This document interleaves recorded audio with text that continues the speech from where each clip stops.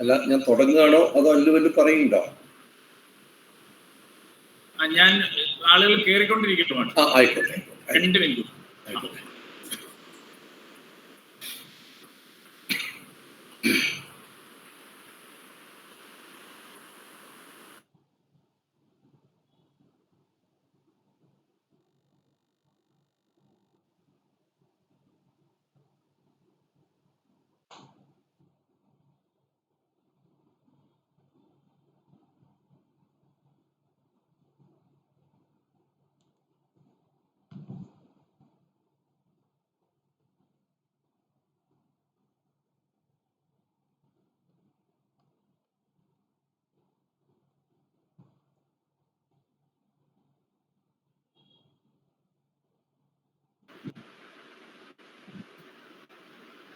തുടങ്ങാല്ലേ മാഷെ? ഓക്കെ.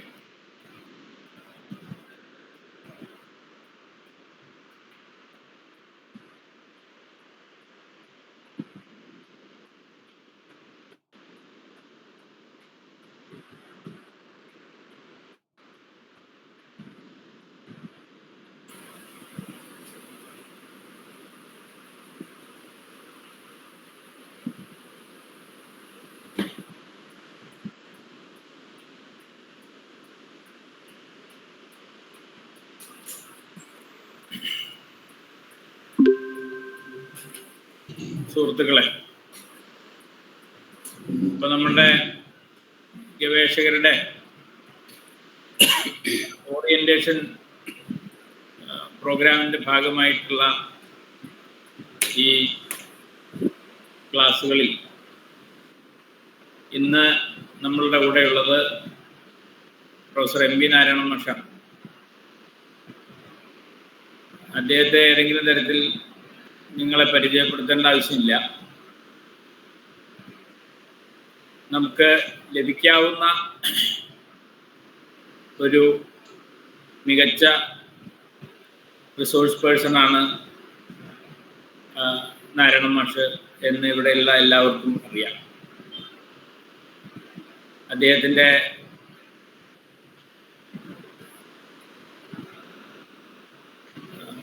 മേഖല, അദ്ദേഹം പഠിപ്പിക്കുന്നത് ഇംഗ്ലീഷ് സാഹിത്യവും ഭാഷയും ഒക്കെ ആണെങ്കിലും മലയാളത്തിൽ ഗവേഷണം ചെയ്യുന്ന സംസ്കാര പഠനത്തിൽ ഗവേഷണം ചെയ്യുന്ന വിദ്യാർത്ഥികൾക്ക് നാരായണൻ മാഷ് സുപരിചിതനാണ്. അദ്ദേഹത്തിൻ്റെ പുസ്തകങ്ങളിലൂടെ, പ്രഭാഷണങ്ങളിലൂടെ, ലേഖനങ്ങളിലൂടെ ഒക്കെ നമുക്ക് അദ്ദേഹത്തെ അറിയാം. അപ്പം ആ നിലയ്ക്ക് ഇന്ന് ഞാൻ അദ്ദേഹത്തോട് ആവശ്യപ്പെട്ടത് അന്തർവൈജ്ഞാനികം ആയ ഗവേഷണത്തെക്കുറിച്ച് സംസാരിക്കാനാണ്. ഈ വിഷയം ഈ കൂട്ടത്തിലുള്ള എല്ലാവർക്കും പ്രയോജനപ്പെടും എന്ന് ഞാൻ പറയാതെ തന്നെ അറിയാമല്ലോ. നമ്മുടെ ഗവേഷണത്തിൻ്റെ രീതിശാസ്ത്രത്തിൽ ഉൾപ്പെടുത്തിയിട്ടുള്ള ഒരു യൂണിറ്റാണ് യഥാർത്ഥത്തിൽ അന്തർവൈജ്ഞാനികത എന്ന് പറയുന്നത്. ഈ അന്തർവൈജ്ഞാനികമായിട്ടുള്ള ഗവേഷണമാണ് പൊതുവിൽ എല്ലായിടത്തും നടന്നുകൊണ്ടിരിക്കുന്നത്. അപ്പം അത്തരമൊരു വിഷയം അവതരിപ്പിക്കാൻ എന്തുകൊണ്ടും നമുക്ക് കിട്ടാവുന്ന ഏറ്റവും നല്ല ഒരു അധ്യാപകനാണ് നാരായണൻ മാഷ്. അദ്ദേഹത്തിൻ്റെ പ്രധാനപ്പെട്ട ഗവേഷണ മേഖല ഈ പെർഫോമൻസ് സ്റ്റഡീസ് എന്ന് നമ്മൾ പൊതുവെ പറയുന്ന പ്രകടന കലകളുടെയും മറ്റും മേഖലയിലാണ്. അതൊക്കെ നിങ്ങൾക്ക് അറിയാവുന്നതായതുകൊണ്ട് ഞാൻ കൂടുതൽ പറയുന്നില്ല. എങ്ങനെയാണ് ഒരു കലാരൂപത്തെ പഠിക്കേണ്ടത്, അതെങ്ങനെയാണ് സാഹിത്യം പോലുള്ള ഒന്നുമായിട്ട് ബന്ധിപ്പിക്കേണ്ടത്, അത് സംസ്കാരവുമായിട്ട് എങ്ങനെയാണ് ബന്ധപ്പെട്ടിരിക്കുന്നത് തുടങ്ങിയ കാര്യങ്ങൾ വളരെ മൗലികതയോടുകൂടി അവതരിപ്പിച്ചിട്ടുള്ള നിരവധി പ്രബന്ധങ്ങൾ അദ്ദേഹത്തിൻ്റെതായിട്ട് നമ്മൾ വായിച്ചു. അതുകൊണ്ട് സാഹിത്യമോ മറ്റേതെങ്കിലും മേഖലയിലോ ഗവേഷണം ചെയ്യുന്ന ഒരാൾ എങ്ങനെയാണ് ഈ അർത്ഥത്തിലുള്ള ഒരു ഗവേഷണത്തിൻ്റെ രീതിശാസ്ത്രം വികസിപ്പിച്ചെടുക്കേണ്ടത് എന്നതിന് എഴുത്തിലൂടെ തന്നെ നമുക്ക് മാതൃകകൾ നൽകിയിട്ടുള്ള അധ്യാപകനാണ്, ഗവേഷകനാണ് നാരായണൻ മാഷ്. അപ്പോൾ അദ്ദേഹത്തെക്കുറിച്ച് മറ്റൊരു കാര്യം ഞാനിവിടെ കൂടുതലായിട്ട് പറയുന്നില്ല. വ്യക്തിപരമായി എനിക്ക് ഏറെ അക്കാദമികമായ ഏതൊരു കാര്യത്തെ സംബന്ധിച്ച് പറയുമ്പോഴും ഏറെ ബലം നൽകുന്ന ഒരു വ്യക്തിബന്ധമാണ് മാഷുമായിട്ട് എനിക്കുള്ളത്. അപ്പോൾ അതുകൊണ്ട് അദ്ദേഹത്തെ വളരെ ആദരവോടെ സ്നേഹത്തോടെ ഈ ക്ലാസ് എടുക്കുന്നതിന് വേണ്ടി ക്ഷണിക്കുന്നു. അതോടൊപ്പം ഈ ക്ലാസ്സിൽ പങ്കെടുക്കാനുള്ള എല്ലാ ആളുകളെയും സ്വാഗതം ചെയ്യുന്നു.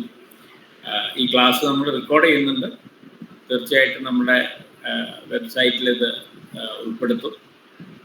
മാഷ് ഒരു കാര്യം പറഞ്ഞിട്ടുള്ളത്, മാഷക്ക് പിന്നെ പറയാവുന്നത്ര ഇന്ന് പറയാം, കൂടുതൽ കാര്യങ്ങൾ പറയേണ്ടതുണ്ടെങ്കിൽ മറ്റൊരു ക്ലാസ് എടുക്കാമെന്ന് കൂടി മാഷ് പറഞ്ഞിട്ടുണ്ട്. അപ്പോൾ മാഷിൻ്റെ സൗകര്യം അനുസരിച്ച് മാഷ് സംസാരിക്കും. എല്ലാവരും അത് ശ്രദ്ധിച്ച് കേൾക്കണമെന്നും പിന്തുടരണമെന്നും അഭ്യർത്ഥിച്ചുകൊണ്ട് ഞാൻ അവസാനിപ്പിക്കുന്നു. നമസ്കാരം. ഈ മാഷ് സംസാരിച്ചോളൂ. എല്ലാവർക്കും നമസ്കാരം. അനിലിനോട് നന്ദി പറയുന്നു. ഈ ഗവേഷകർക്കായുള്ള ഒരു ഓറിയൻറ്റേഷൻ പ്രോഗ്രാമിൽ ഒരു ക്ലാസ് എടുക്കാൻ പറഞ്ഞപ്പോൾ തിരിച്ച് അക്കാഡമിക്സിലേക്ക് മടങ്ങിപ്പോകുന്നതിൻ്റെ ഒരു സുഖം, സന്തോഷം കിട്ടുന്നതിനുള്ള ആ ഒരു ആനന്ദം എന്ന് പറയട്ടെ, അത് എല്ലാവരുമായിട്ട് പങ്കുവെക്കുന്നു. അതിനോട് പ്രത്യേകിച്ച് നന്ദി. ഇന്ന് ഇതിൽ പങ്കെടുക്കുന്ന എല്ലാവരോടുമുള്ള ഒരു അപേക്ഷ, ഇതൊരു പ്രഭാഷണം എന്ന രീതിയിൽ കാണേണ്ടതില്ല. അധികവും ഇതൊരു ക്ലാസ് പോലെ തന്നെയാണ് ഞാൻ ഉദ്ദേശിക്കുന്നത്. അതുകൊണ്ട് ഏതെങ്കിലും ഘട്ടത്തിൽ എന്തെങ്കിലും ചോദ്യങ്ങളോ സംശയങ്ങളോ വിയോജിപ്പുകളോ അങ്ങനെ എന്തുണ്ടെങ്കിലും നിങ്ങൾക്ക് ക്യാമറ ഓൺ ചെയ്തോ അല്ലെങ്കിൽ കൈ ഉയർത്തിയോ നിങ്ങളുടെ ചോദ്യങ്ങൾ ചോദിക്കാവുന്നതാണ്. അത്തരത്തിലുള്ളൊരു സംവാദം അല്ലെങ്കിൽ ഒരു സംഭാഷണമാവുകയാണെങ്കിലാണ് എനിക്ക് ഏറ്റവും സുഖകരമായ കാര്യം. ഈ ഓൺലൈനിൽ ക്ലാസ് എടുക്കുന്നതിൻ്റെ ഒരു ചെറിയ ബുദ്ധിമുട്ട് എന്നുള്ളത് ആരെയും നേരിട്ട് കാണാൻ കഴിയില്ല. മിക്കവരും ക്യാമറ ഓഫ് ചെയ്ത് വെച്ചേക്കാണ്. അപ്പോൾ ഒരു സ്ക്രീനിനോട് സംസാരിക്കുന്നതിൻ്റെ ഒരു ചെറിയ ഒരു അസ്ഥ്യത എനിക്ക് തോന്നും. അത് കുറച്ചെങ്കിലും കുറയ്ക്കാനായിട്ട് ഇടയ്ക്ക് നിങ്ങൾ ഇടപെടുകയും ചോദ്യങ്ങൾ ചോദിക്കുകയും അഭിപ്രായങ്ങൾ പറയുകയും ചെയ്യുകയാണെങ്കിൽ, അതൊരു സംഭാഷണമാവുകയാണെങ്കിൽ അതെനിക്ക് വളരെ സ്വാഗതാർഹമാണ്. അത്തരത്തിൽ നമുക്ക് തുടങ്ങാം. ഇന്നിപ്പോൾ പൊതുവെ ഉന്നത വിദ്യാഭ്യാസ മേഖലയിൽ വലിയ മാറ്റങ്ങൾക്ക് വഴിയൊരുക്കിക്കൊണ്ട് കുറേ അധികം തരത്തിലുള്ള ഉള്ളടക്കത്തിൻ്റെ രീതിയിലും രൂപത്തിൻ്റെ രീതിയിലും ഗവേഷണത്തിൻ്റെ രീതിയിലും അധ്യയന സമ്പ്രദായങ്ങളുടെ രീതിയിലും ഒക്കെ വലിയ വലിയ മാറ്റങ്ങൾ ഉണ്ടായിക്കൊണ്ടിരിക്കുന്ന ഒരു കാലമാണ്. അത് ഒരുപക്ഷെ പുതിയ പ്രോഗ്രാമുകളുടെ സ്വഭാവത്തിലോ അല്ലെങ്കിൽ പുതിയ വിഷയങ്ങൾ വരുന്ന രീതിയിലോ മുൻപ് നമുക്ക് പരിചയമില്ലാത്ത പല വിഷയമേഖലകളും നമ്മുടെ പഠനത്തിൻ്റെ ഭാഗമാകുന്ന രീതിയിലോ അല്ല എന്നുണ്ടെങ്കിൽ പുതിയ സമീപനങ്ങൾ രൂപീകൃതമാവുകയും പലപ്പോഴും നമുക്ക് പരിചയമില്ലാതിരുന്ന പല മേഖലകളുടെയും അറിവ് കൂടി നമുക്ക് ആവശ്യമായി തീരുകയൊക്കെ ചെയ്യുന്ന ഒരു സാഹചര്യമുണ്ട്.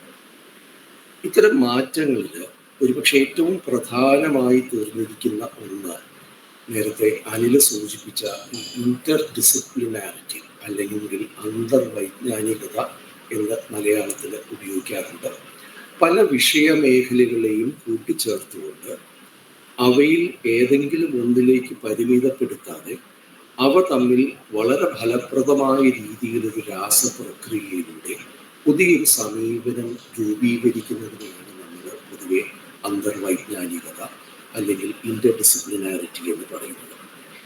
ഇത് ഇന്ന് ഒരുപക്ഷെ ഏത് ഉന്നത വിദ്യാഭ്യാസ മേഖലയിലെ അധ്യാപനത്തിൻ്റെയും അധ്യയനത്തിൻ്റെയും ഗവേഷണത്തിൻ്റെയും ആയി സംബന്ധമായ എല്ലാ വ്യവഹാരങ്ങളിലും ഈ ഒരു വാക്ക് ധാരാളം ഉപയോഗിക്കപ്പെടുന്നുണ്ട്. പക്ഷെ നിർഭാഗ്യവശാൽ എന്താണ് യഥാർത്ഥത്തിൽ ഇതുകൊണ്ടുള്ള സൂചന, ഇതിൻ്റെ ഉദ്ദേശമോ ലക്ഷ്യങ്ങളോ എന്താണ് എന്ന് വ്യക്തമായി ഇത് ഉപയോഗിക്കുന്നവർക്ക് തന്നെ കൃത്യമായ ധാരണയില്ല എന്നൊരു ദൗർഭാഗ്യം ഇവിടെ നിലനിൽക്കുകയും ചെയ്യുന്നുണ്ട്. അതിന് കാരണം ഇതേപോലെ തന്നെയുള്ള മറ്റ് ചില സംജ്ഞകൾ കൂടി, ചില വാക്കുകൾ കൂടി നമ്മൾ ഉപയോഗിക്കുന്നു. ഉദാഹരണത്തിന് മൾട്ടി ഡിസിപ്ലിനറി, വേറൊന്ന് ക്രോസ് ഡിസിപ്ലിനറി, മറ്റൊന്ന് ട്രാൻസ് ഡിസിപ്ലിനറി, പ്ലൂരി ഡിസിപ്ലിനാരിറ്റി എന്നൊക്കെ പറയുന്ന കുറേ വാക്കുകൾ പലപ്പോഴും അവ തമ്മിലുള്ള വ്യത്യാസങ്ങൾ എന്താണ് എന്ന് വ്യക്തമാകാത്ത രീതിയിൽ, അല്ലെങ്കിൽ അത് വ്യക്തമാക്കാൻ ശ്രമിക്കാത്ത രീതിയിൽ ഇത്തരം വാക്കുകൾ പലതും നമുക്ക് പരിചയമാണ്, കണ്ടും ശീലമുണ്ട്. ഒരുപക്ഷെ ആദ്യം വേണ്ടത് ഈ അന്തർവൈജ്ഞാനികത എന്നുള്ളത് ഗവേഷണത്തിൽ എങ്ങനെയാണ് ഉപയോഗിക്കുക എന്ന ഒരു ധാരണ ഉണ്ടാക്കുന്നതിന് മുന്നോടിയായിട്ട് എന്താണ് ഓരോ വിജ്ഞാന ശാഖ എന്ന് പറയുന്നത്, ഡിസിപ്ലിൻ എന്ന് പറയുന്നത് എന്താണ്, അതുമായി ബന്ധപ്പെട്ടിട്ട് ഈ വ്യത്യസ്തമായ പ്രയോഗവിധങ്ങൾ, ക്രോസ് ഡിസിപ്ലിനാരിറ്റി, മൾട്ടി ഡിസിപ്ലിനാരിറ്റി, ട്രാൻസ് ഡിസിപ്ലിനാരിറ്റി എന്നൊക്കെ പറയുന്നത് എല്ലാം അത് ഒരു ഈ വിജ്ഞാന മേഖല എന്ന സങ്കല്പത്തെ പ്രോബ്ലമറ്റൈസ് ചെയ്യുന്ന വാക്കുകളാണ്, പ്രശ്നവൽക്കരിക്കുന്ന വാക്കുകളാണ്. അവയെ അതിലംഘിച്ചു പോകാനുള്ള ശ്രമത്തിൻ്റെ ഭാഗവുമാണ്. അപ്പോൾ എന്താണ് ഡിസിപ്ലിൻ എന്ന് ഒരു പക്ഷേ ആദ്യം നമ്മൾ വ്യക്തമായിട്ട് മനസ്സിലാക്കിയിരിക്കുന്നത്. യഥാർത്ഥത്തിൽ ഡിസിപ്ലിൻ എന്നുള്ള വാക്ക് ലത്തീൻ ഭാഷയിലെ ഡിസിപ്ലീന എന്ന വാക്കിൽ നിന്നാണ് അത് വരുന്നത്. അതായത് instruction given to a disciple, ഒരു ശിഷ്യനോ ശിഷ്യയ്ക്കോ നൽകുന്ന അറിവ് പ്രദാനം ചെയ്യുന്ന ഇൻസ്ട്രക്ഷൻ, നിർദ്ദേശങ്ങൾ. അത് അറിവിൻ്റെ രീതിയിലായിരിക്കാം, ഏത് രീതിയിൽ അറിവിനെ സമീപിക്കണം എന്ന രീതിയിലായിരിക്കാം.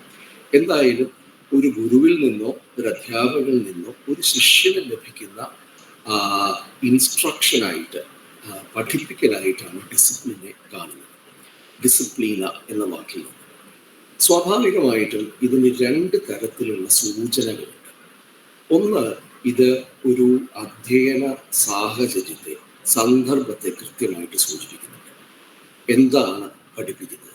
ഇതിപ്പോൾ സാഹിത്യമാണോ, അല്ലെങ്കിൽ സോഷ്യോളജിയാണോ, അല്ല എന്നുണ്ടെങ്കിൽ ലിംഗ്വിസ്റ്റിക്സ് ആണോ, അതോ കൾച്ചറൽ സ്റ്റഡീസ് ആണോ, എന്ത് ഏരിയയെ ആണ് പഠിപ്പിക്കുന്നത്, ഏതൊരു മേഖലയാണ് പഠിപ്പിക്കപ്പെടുന്നത്.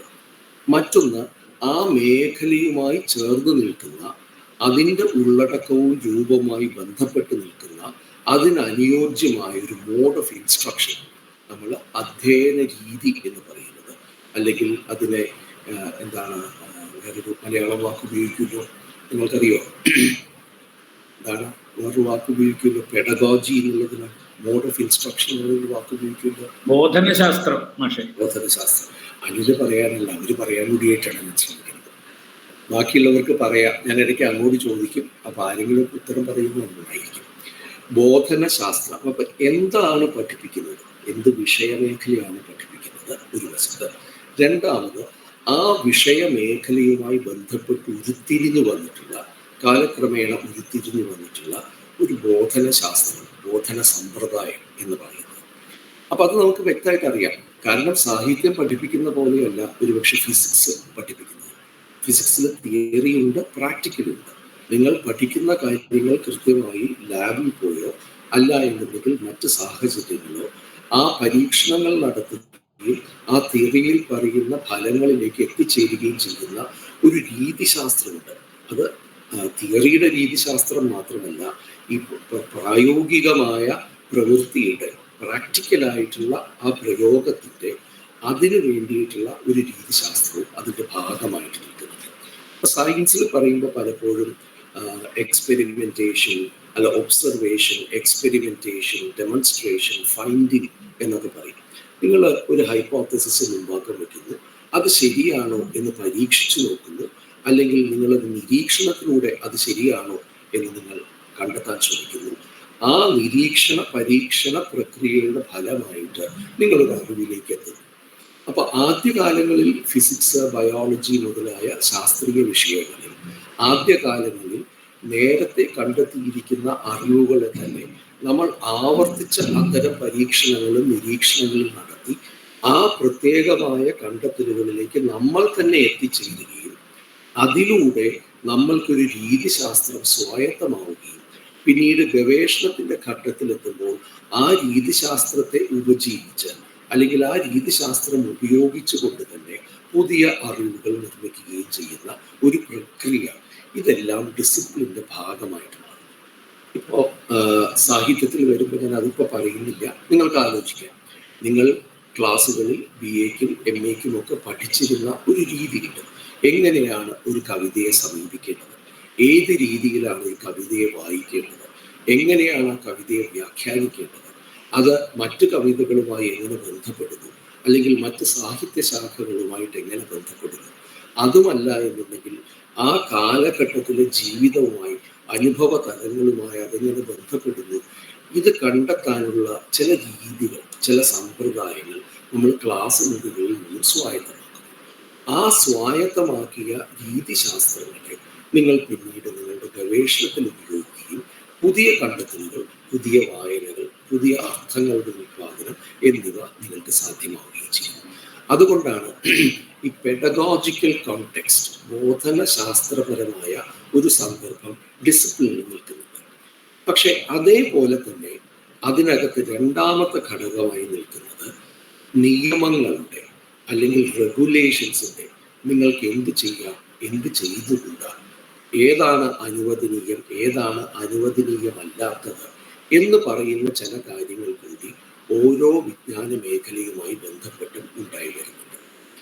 ഇവിടെ തന്നെയാണ് ഈ ഡിസിപ്ലിൻ എന്ന് നമ്മൾ സാധാരണ ഉപയോഗിക്കുന്ന വാക്കിന്, സാധാരണ ജീവിത വ്യവഹാരത്തിൽ ഉപയോഗിക്കുമ്പോൾ ഡിസിപ്ലിൻ എന്ന് പറഞ്ഞാൽ അച്ചടക്കം എന്നൊരർത്ഥം കൂടിയിട്ട്. എന്താണ് അച്ചടക്കം?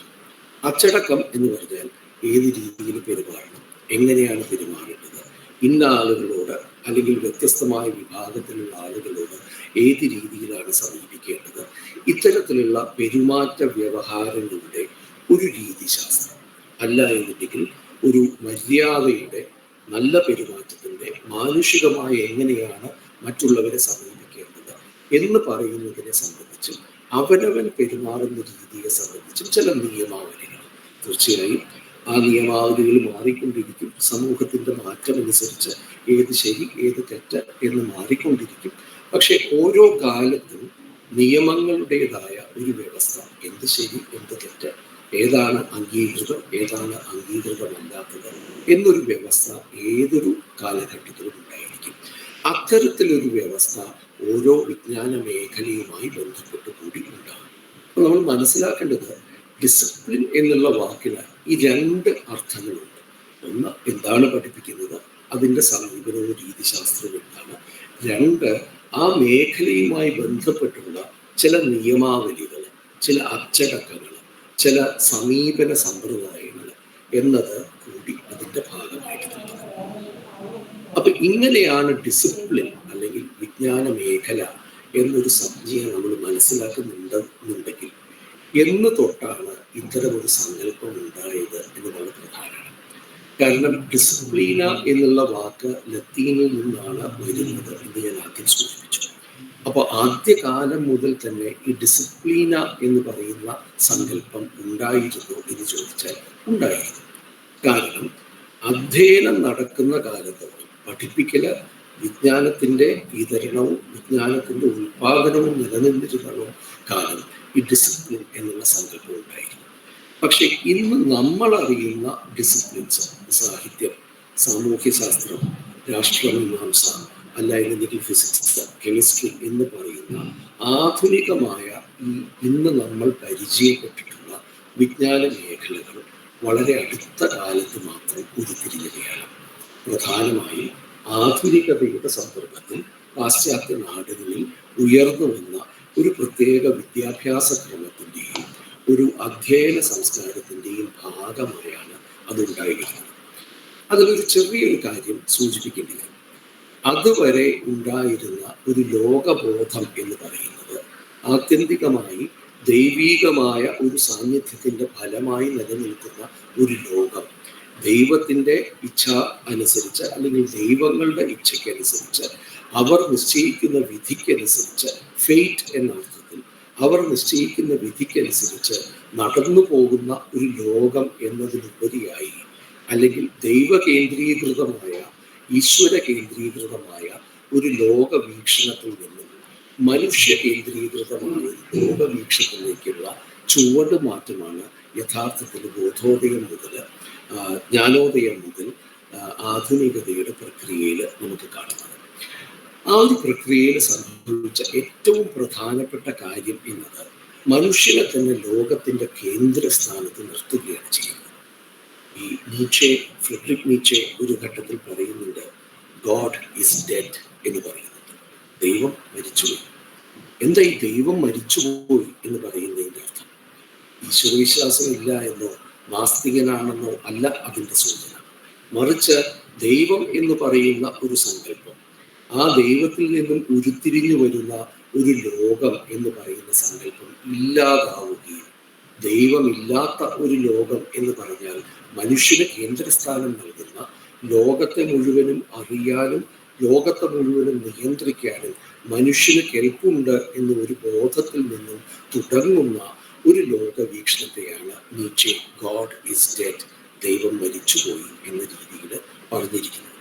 അപ്പോൾ യഥാർത്ഥത്തിൽ ആധുനികതയുടെ ഒരു ഫലമായിട്ട്, അല്ലെങ്കിൽ അതിൻ്റെ പരോക്ഷമായ ഒരു ഉൽപ്പന്നമായിട്ടാണ് നമ്മൾ ഇന്ന് കാണുന്ന ഈ ഡിസിപ്ലിൻസ് എന്ന് പറയുന്ന ചിന്ത വരുന്നത്. അതിൽ പ്രധാനപ്പെട്ട ഒരു കാര്യം എന്നുള്ളത്, ഉദാഹരണത്തിന് ഞാൻ 2 പേരുടെ കാര്യം കൂടി ഒന്ന് സൂചിപ്പിക്കാം.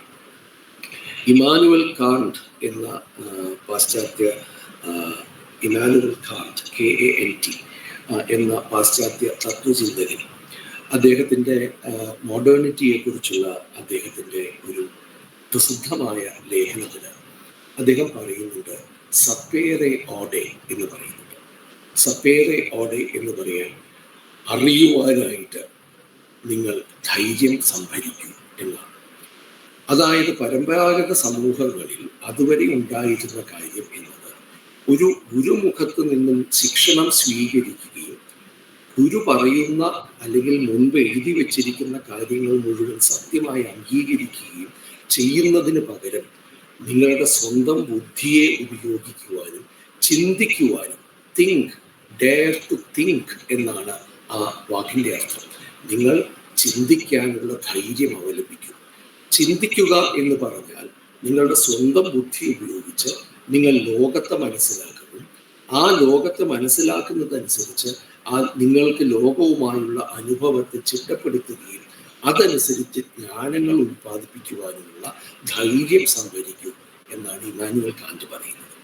അതിന് തുടർച്ചയായ വണ്ണം ഡെക്കാർട്ട് എന്നുള്ള വളരെ പ്രസിദ്ധനായ മറ്റൊരു പാശ്ചാത്യ തത്വചിന്തകൻ പറയുന്നു, I think therefore I am.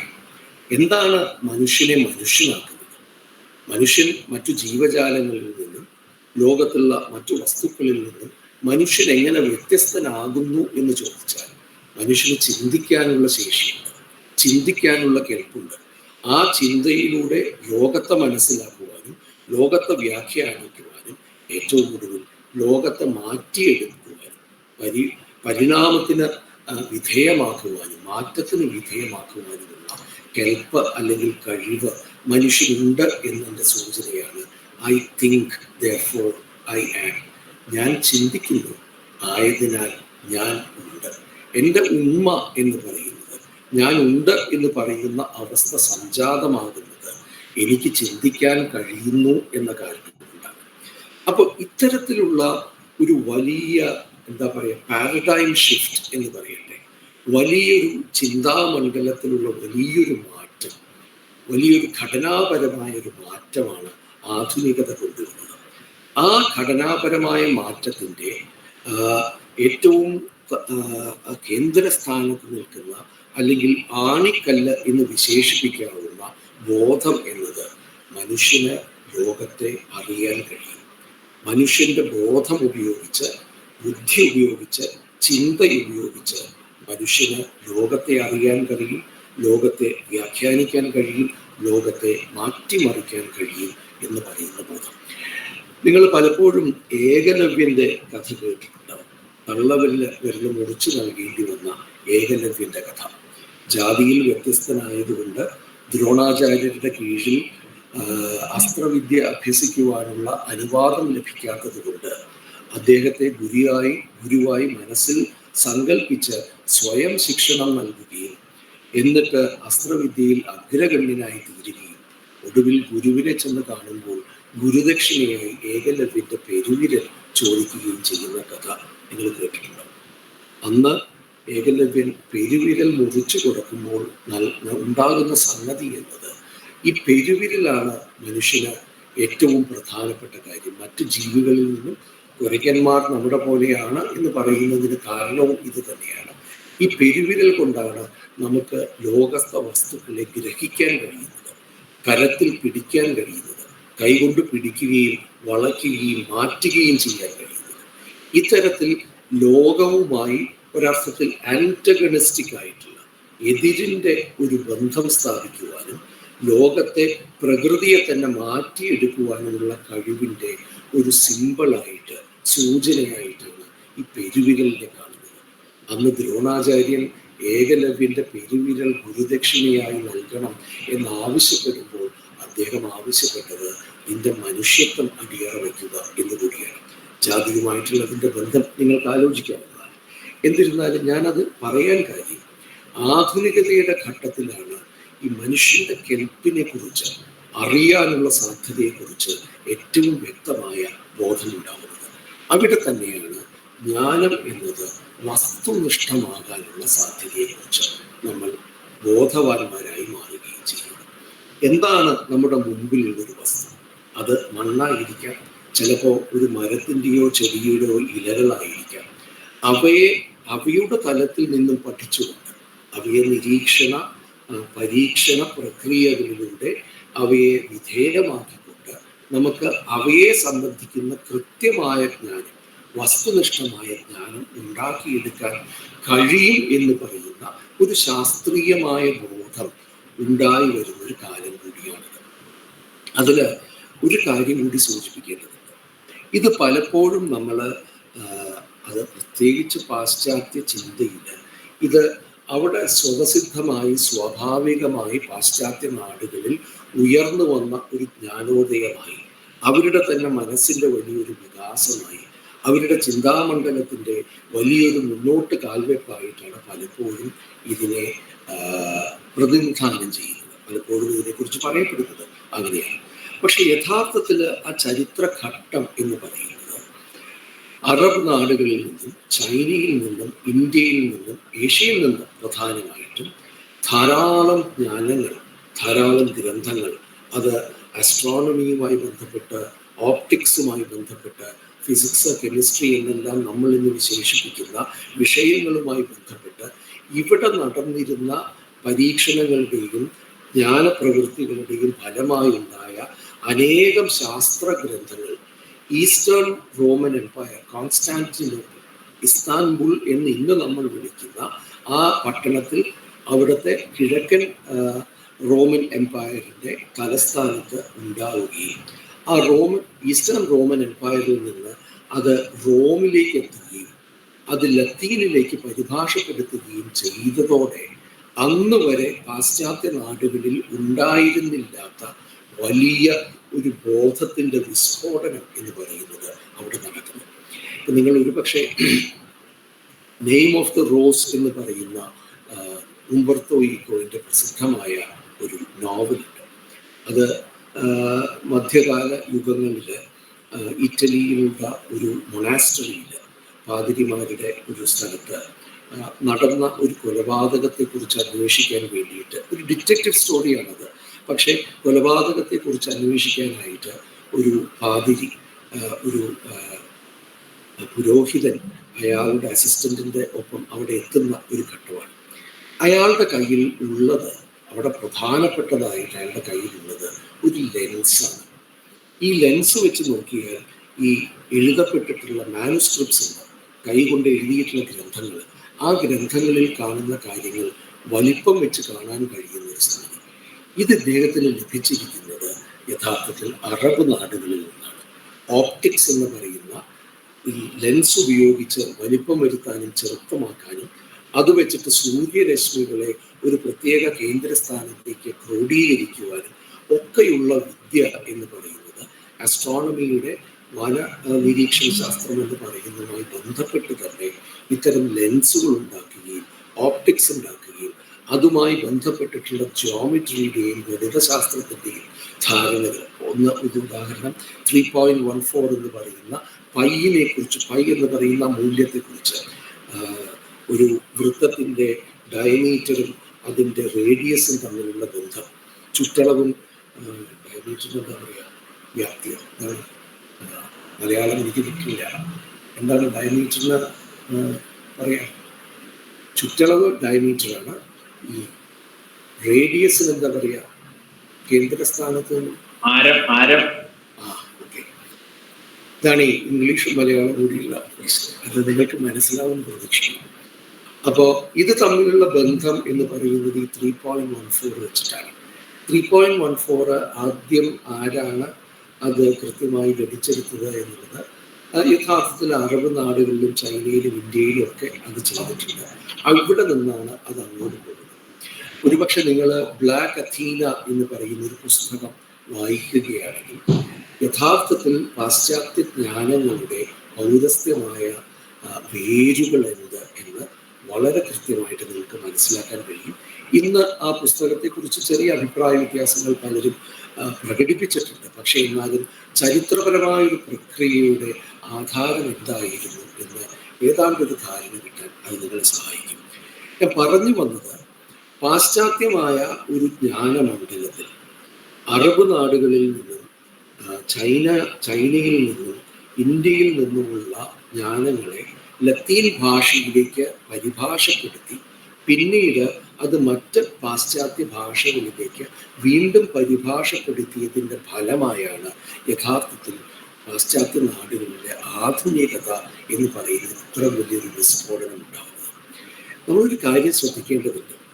പലപ്പോഴും ഇവിടുത്തെ ആധുനികതയെക്കുറിച്ച് പാശ്ചാത്യ നാടുകളിൽ നിന്ന് വന്ന കൊളോണിയലിസവുമായി ബന്ധപ്പെട്ട് ഇവിടേക്ക് കൊണ്ടുവരപ്പെട്ട ജ്ഞാനങ്ങളിൽ നിന്നാണ് കേരളത്തിൻ്റെയും ഇന്ത്യയുടെയും ഒക്കെ കൊളോണിയൽ മോഡേണിറ്റി എന്ന് പറയുന്നത് ഉണ്ടാവുന്നത് എന്ന് പറയുമ്പോൾ അതൊരർത്ഥത്തിൽ ഇത് തിരിച്ചു വരുവാണ്. ഇവിടെ അങ്ങോട്ട് പോയത് ഇങ്ങോട്ട് വരികയാണ് എന്ന് പറയുന്ന ഒരർത്ഥത്തിലും നമുക്ക് അത് കാണാൻ കഴിയും.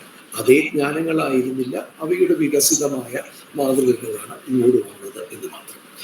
ഏതായാലും ഇത്തരം ഒരു വിസ്ഫോടനം നടന്ന കാലഘട്ടത്തിൽ പാശ്ചാത്യ നാടുകളിൽ പല ആളുകൾക്കും കാര്യങ്ങൾ വളരെ വ്യത്യസ്തമാണ്, കാര്യങ്ങൾ മാറിക്കൊണ്ടിരിക്കുന്നു, പുതിയ ജ്ഞാനങ്ങൾ അറിയേണ്ടതായിട്ടുണ്ട് എന്ന ബോധമുണ്ടാവുകയും ആ ഘട്ടത്തിലാണ് ആദ്യത്തെ സർവകലാശാലകൾ പാശ്ചാത്യ നാടുകളിൽ ഉണ്ടാവുകയും ചെയ്യുന്നത്. ആദ്യത്തെ സർവകലാശാലകൾ നമ്മൾ ഇന്ന് കാണുന്ന പോലെ തിരൂര് കേന്ദ്രമായി അല്ലെങ്കിൽ കാലിക്കറ്റ് കേന്ദ്രമായി ഒരു കെട്ടിടവും ഒക്കെയുള്ള ഒരു സംഗതിയൊന്നും ആയിരുന്നില്ല. യഥാർത്ഥത്തിൽ ആദ്യത്തെ സർവകലാശാലകൾ കുറെ വിദ്യാർത്ഥികൾ കൂടി ചേർന്ന് ഒരു കൂട്ടമായി രൂപീകരിക്കുകയും അവർക്ക് ആവശ്യമുള്ള അധ്യാപകരെ, ഈ കാര്യങ്ങൾ അവർക്ക് പറഞ്ഞു കൊടുക്കാവുന്ന അധ്യാപകരെ എവിടെ നിന്നാണെങ്കിലും അവിടേക്ക് കൊണ്ടുവരികയും ഈ അധ്യാപകർ ഈ വിജ്ഞാനങ്ങൾ അവർക്ക് പ്രദാനം ചെയ്യുകയും ചെയ്യുന്ന ഒരു പ്രത്യേക ഘടനയായിരുന്നു യൂണിവേഴ്സിറ്റീസ്, സർവകലാശാലകൾ.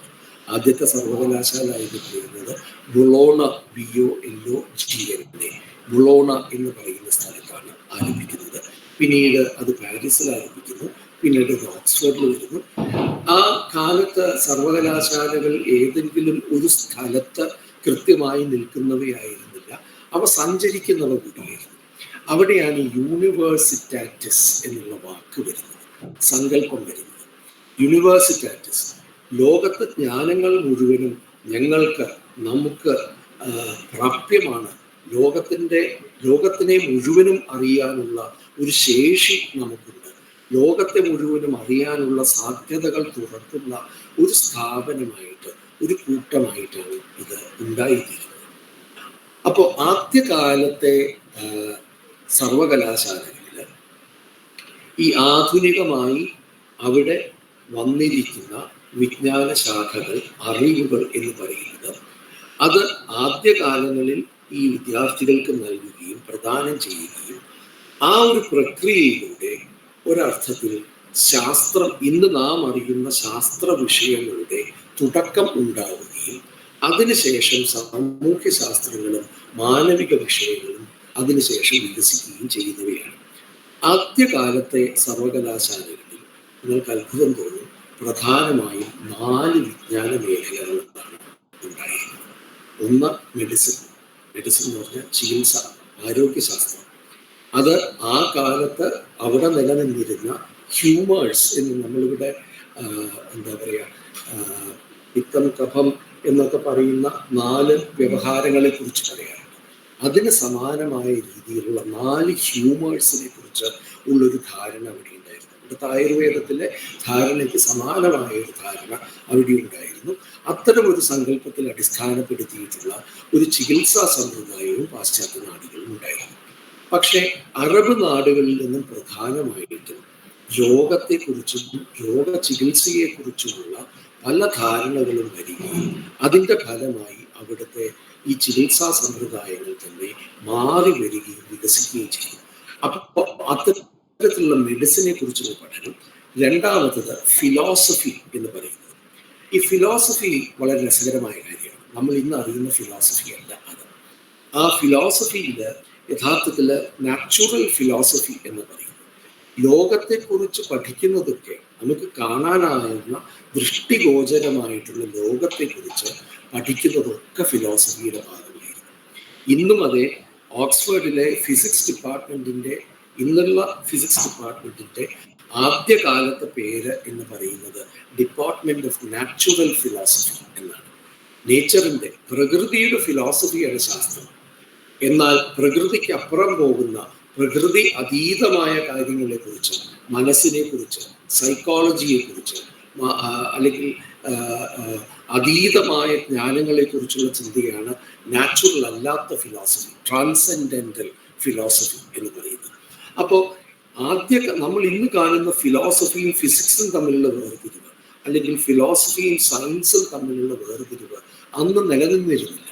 മറിച്ച് സയൻസും ഫിലോസഫിയും കെമിസ്ട്രിയും ഫിസിക്സും ബയോളജിയും ഒക്കെ ഇതൊക്കെ പ്രകൃതിയെ സംബന്ധിച്ചുള്ള പഠനമായതുകൊണ്ട് അത് ഫിലോസഫിയുടെ ഭാഗമായി തന്നെയാണ് പരിഗണിക്കപ്പെട്ടിരുന്നത്. എന്നാൽ അതേസമയം തന്നെ അരിസ്റ്റോട്ടലിനെ പോലെയുള്ളവർ, പ്ലേറ്റോവിനെ പോലെയുള്ളവർ സാഹിത്യത്തെക്കുറിച്ചും കലയെക്കുറിച്ചും മനുഷ്യന്റെ വ്യാപാരങ്ങളെക്കുറിച്ചും വ്യവഹാരങ്ങളെക്കുറിച്ചും പഠിച്ചതും ഫിലോസഫിയുടെ ഭാഗം തന്നെയായിട്ടാണ്. അത് സൗന്ദര്യശാസ്ത്രം എന്ന് പിന്നീട് നമ്മൾ അതിനെ വ്യവച്ഛേദിച്ച് കാണുകയും ഉണ്ടായി.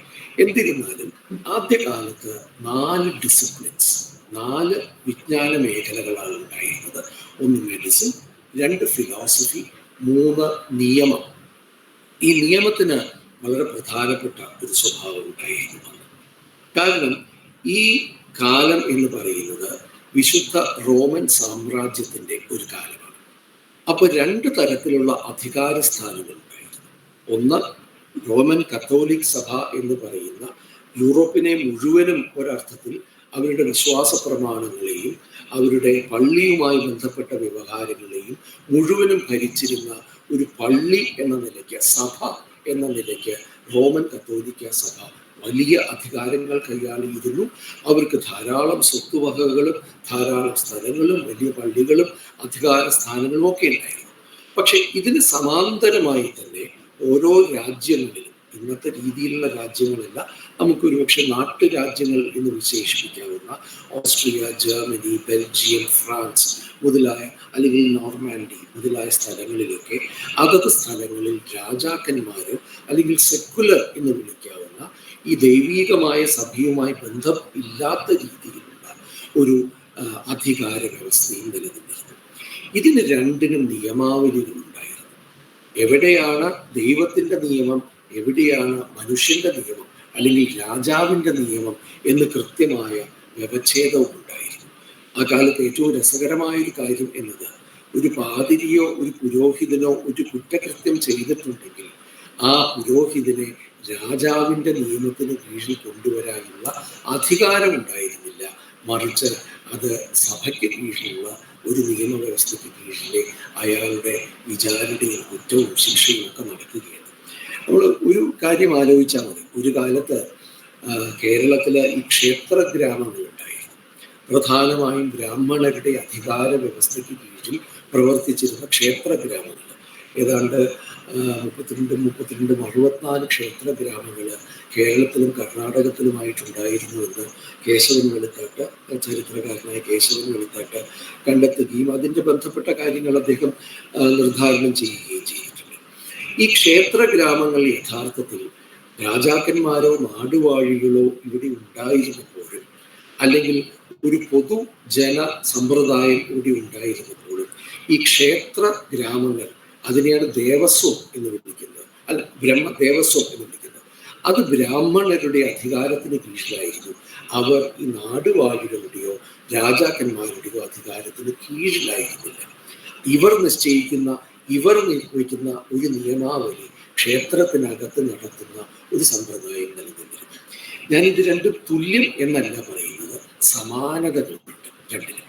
പലപ്പോഴും ദൈവകേന്ദ്രീകൃതമായ ഒരു ലോകത്തിൻ്റെ ഒരു ധാരണയുടെ തുടർച്ചയായിട്ട് ആ ദൈവത്തിന്റെ അടിസ്ഥാനത്തിൽ അല്ലെങ്കിൽ ഈശ്വര സങ്കല്പത്തിന്റെ അടിസ്ഥാനത്തിൽ സാദിഖ് അലി എന്താ അതിന് ചോദ്യം ഉണ്ടാവും?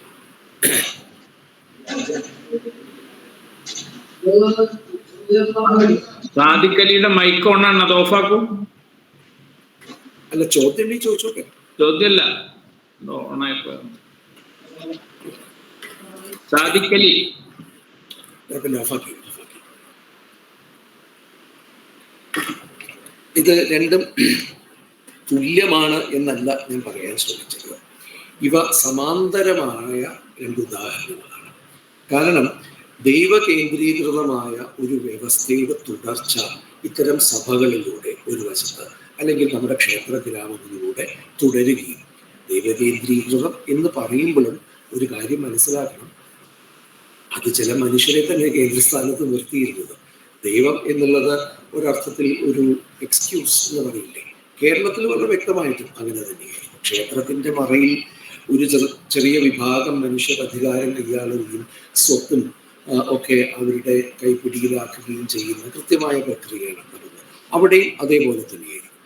എന്നിരുന്നാലും ഈ രണ്ട് വിഭാഗങ്ങൾ അല്ലെങ്കിൽ രണ്ട് തരത്തിലുള്ള അധികാര സ്ഥാനങ്ങളുമായി ബന്ധപ്പെട്ടിട്ടുള്ള നിയമങ്ങൾ വളരെ കൃത്യമായി നിലനിന്നിരുന്നു. അതുകൊണ്ട് നിയമ പഠനം എന്നത് വളരെ പ്രധാനപ്പെട്ട ഒന്നായിരുന്നു സഭയ്ക്കകത്തും സഭയ്ക്ക് പുറത്തും, അല്ലെങ്കിൽ പൊതുജന ആയിട്ടുള്ള ഒരു വ്യവസ്ഥയ്ക്കകത്തും. നാലാമത്തതാണ് തിയോളജി, ദൈവശാസ്ത്രം.